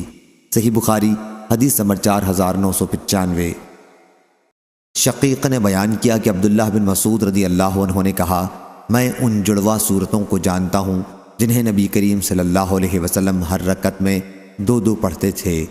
پھر عبداللہ بن مسعود رضی اللہ عنہ مجلس سے کھڑے ہو گئے اور اپنے گھر چلے گئے۔ علقمہ بھی آپ کے ساتھ اندر گئے۔ جب علقمہ رضی اللہ عنہ باہر نکلے تو ہم نے ان سے انہی صورتوں کے متعلق پوچھا۔ انہوں نے کہا یہ شروع مفصل کی 20 صورتیں ہیں، ان کی آخری صورتیں وہ ہیں جن کے اول میں حامیم ہے، حامیم دخان اور اما یتساءلون بھی انہی میں سے ہیں۔ صحیح بخاری حدیث نمبر 4996۔ حضرت ابن عباس رضی اللہ عنہ نے بیان کیا کہ نبی کریم صلی اللہ علیہ وسلم خیرات کرنے میں سب سے زیادہ سخی تھے، اور رمضان میں آپ کی سخاوت کی تو کوئی حد ہی نہیں تھی، کیونکہ رمضان کے مہینوں میں حضرت جبریل علیہ السلام آپ سے آ کر ہر رات ملتے تھے، یہاں تک کہ رمضان کا مہینہ ختم ہو جاتا وہ ان راتوں میں حضرت صلی اللہ علیہ وسلم کے ساتھ قرآن مجید کا دورہ کیا کرتے تھے۔ جب حضرت جبریل علیہ السلام آپ سے ملتے تو اس زمانے میں حضرت صلی اللہ علیہ وسلم تیز ہوا سے بھی بڑھ کر سخی ہو جاتے تھے۔ صحیح بخاری حدیث نمبر 4997۔ حضرت ابو ہریرہ رضی اللہ عنہ نے بیان کیا کہ جبریل علیہ السلام رسول اللہ صلی اللہ علیہ وسلم کے ساتھ ہر سال ایک مرتبہ قرآن مجید کا دورہ کیا کرتے تھے، لیکن جس سال حضرت صلی اللہ علیہ وسلم کی وفات ہوئی اس میں انہوں نے حضرت صلی اللہ علیہ وسلم کے ساتھ 2 مرتبہ دورہ کیا۔ حضرت صلی اللہ علیہ وسلم ہر سال 10 دن کا اعتکاف کیا کرتے تھے، لیکن جس سال آپ کی وفات ہوئی اس سال آپ صلی اللہ علیہ وسلم نے 20 دن کا اعتکاف کیا۔ صحیح بخاری حدیث نمبر 4998۔ شعبہ نے بیان کیا ان سے عمرو بن مرہ نے، ان سے ابراہیم نخعی نے، ان سے مسروق نے کہ عبداللہ بن عمرو بن العاص رضی اللہ عنہ نے عبداللہ بن مسعود رضی اللہ عنہ کا ذکر کیا اور کہا کہ اس وقت سے ان کی محبت میرے دل میں گھر کر گئی ہے جب سے میں نے حضرت صلی اللہ علیہ وسلم کو یہ کہتے ہوئے سنا کہ قرآن مجید کو 4 اصحاب سے حاصل کرو، جو عبداللہ بن مسعود، سالم، معاذ اور ابی بن کعب رضی اللہ عنہم ہیں۔ صحیح بخاری حدیث نمبر 4999۔ شقیق بن سلمہ نے بیان کیا کہ عبداللہ بن مسعود رضی اللہ عنہ نے ہمیں خطبہ دیا اور کہا کہ اللہ کی قسم میں نے کچھ اوپر 70 صورتیں خود رسول کریم صلی اللہ علیہ وسلم کی زبان مبارک سے سن کر حاصل کی ہیں۔ اللہ کی قسم حضور اکرم صلی اللہ علیہ وسلم کے صحابہ کو یہ بات اچھی طرح معلوم ہے کہ میں ان سب سے زیادہ قرآن مجید کا جاننے والا ہوں، حالانکہ میں ان سے بہتر نہیں ہوں۔ شقیق نے بیان کیا کہ پھر میں مجلس میں بیٹھا تاکہ صحابہ رضی اللہ عنہم کی رائے سن سکوں کہ وہ کیا کہتے ہیں، لیکن میں نے کسی سے اس بات کی تردید نہیں سنی۔ صحیح بخاری حدیث نمبر 5000۔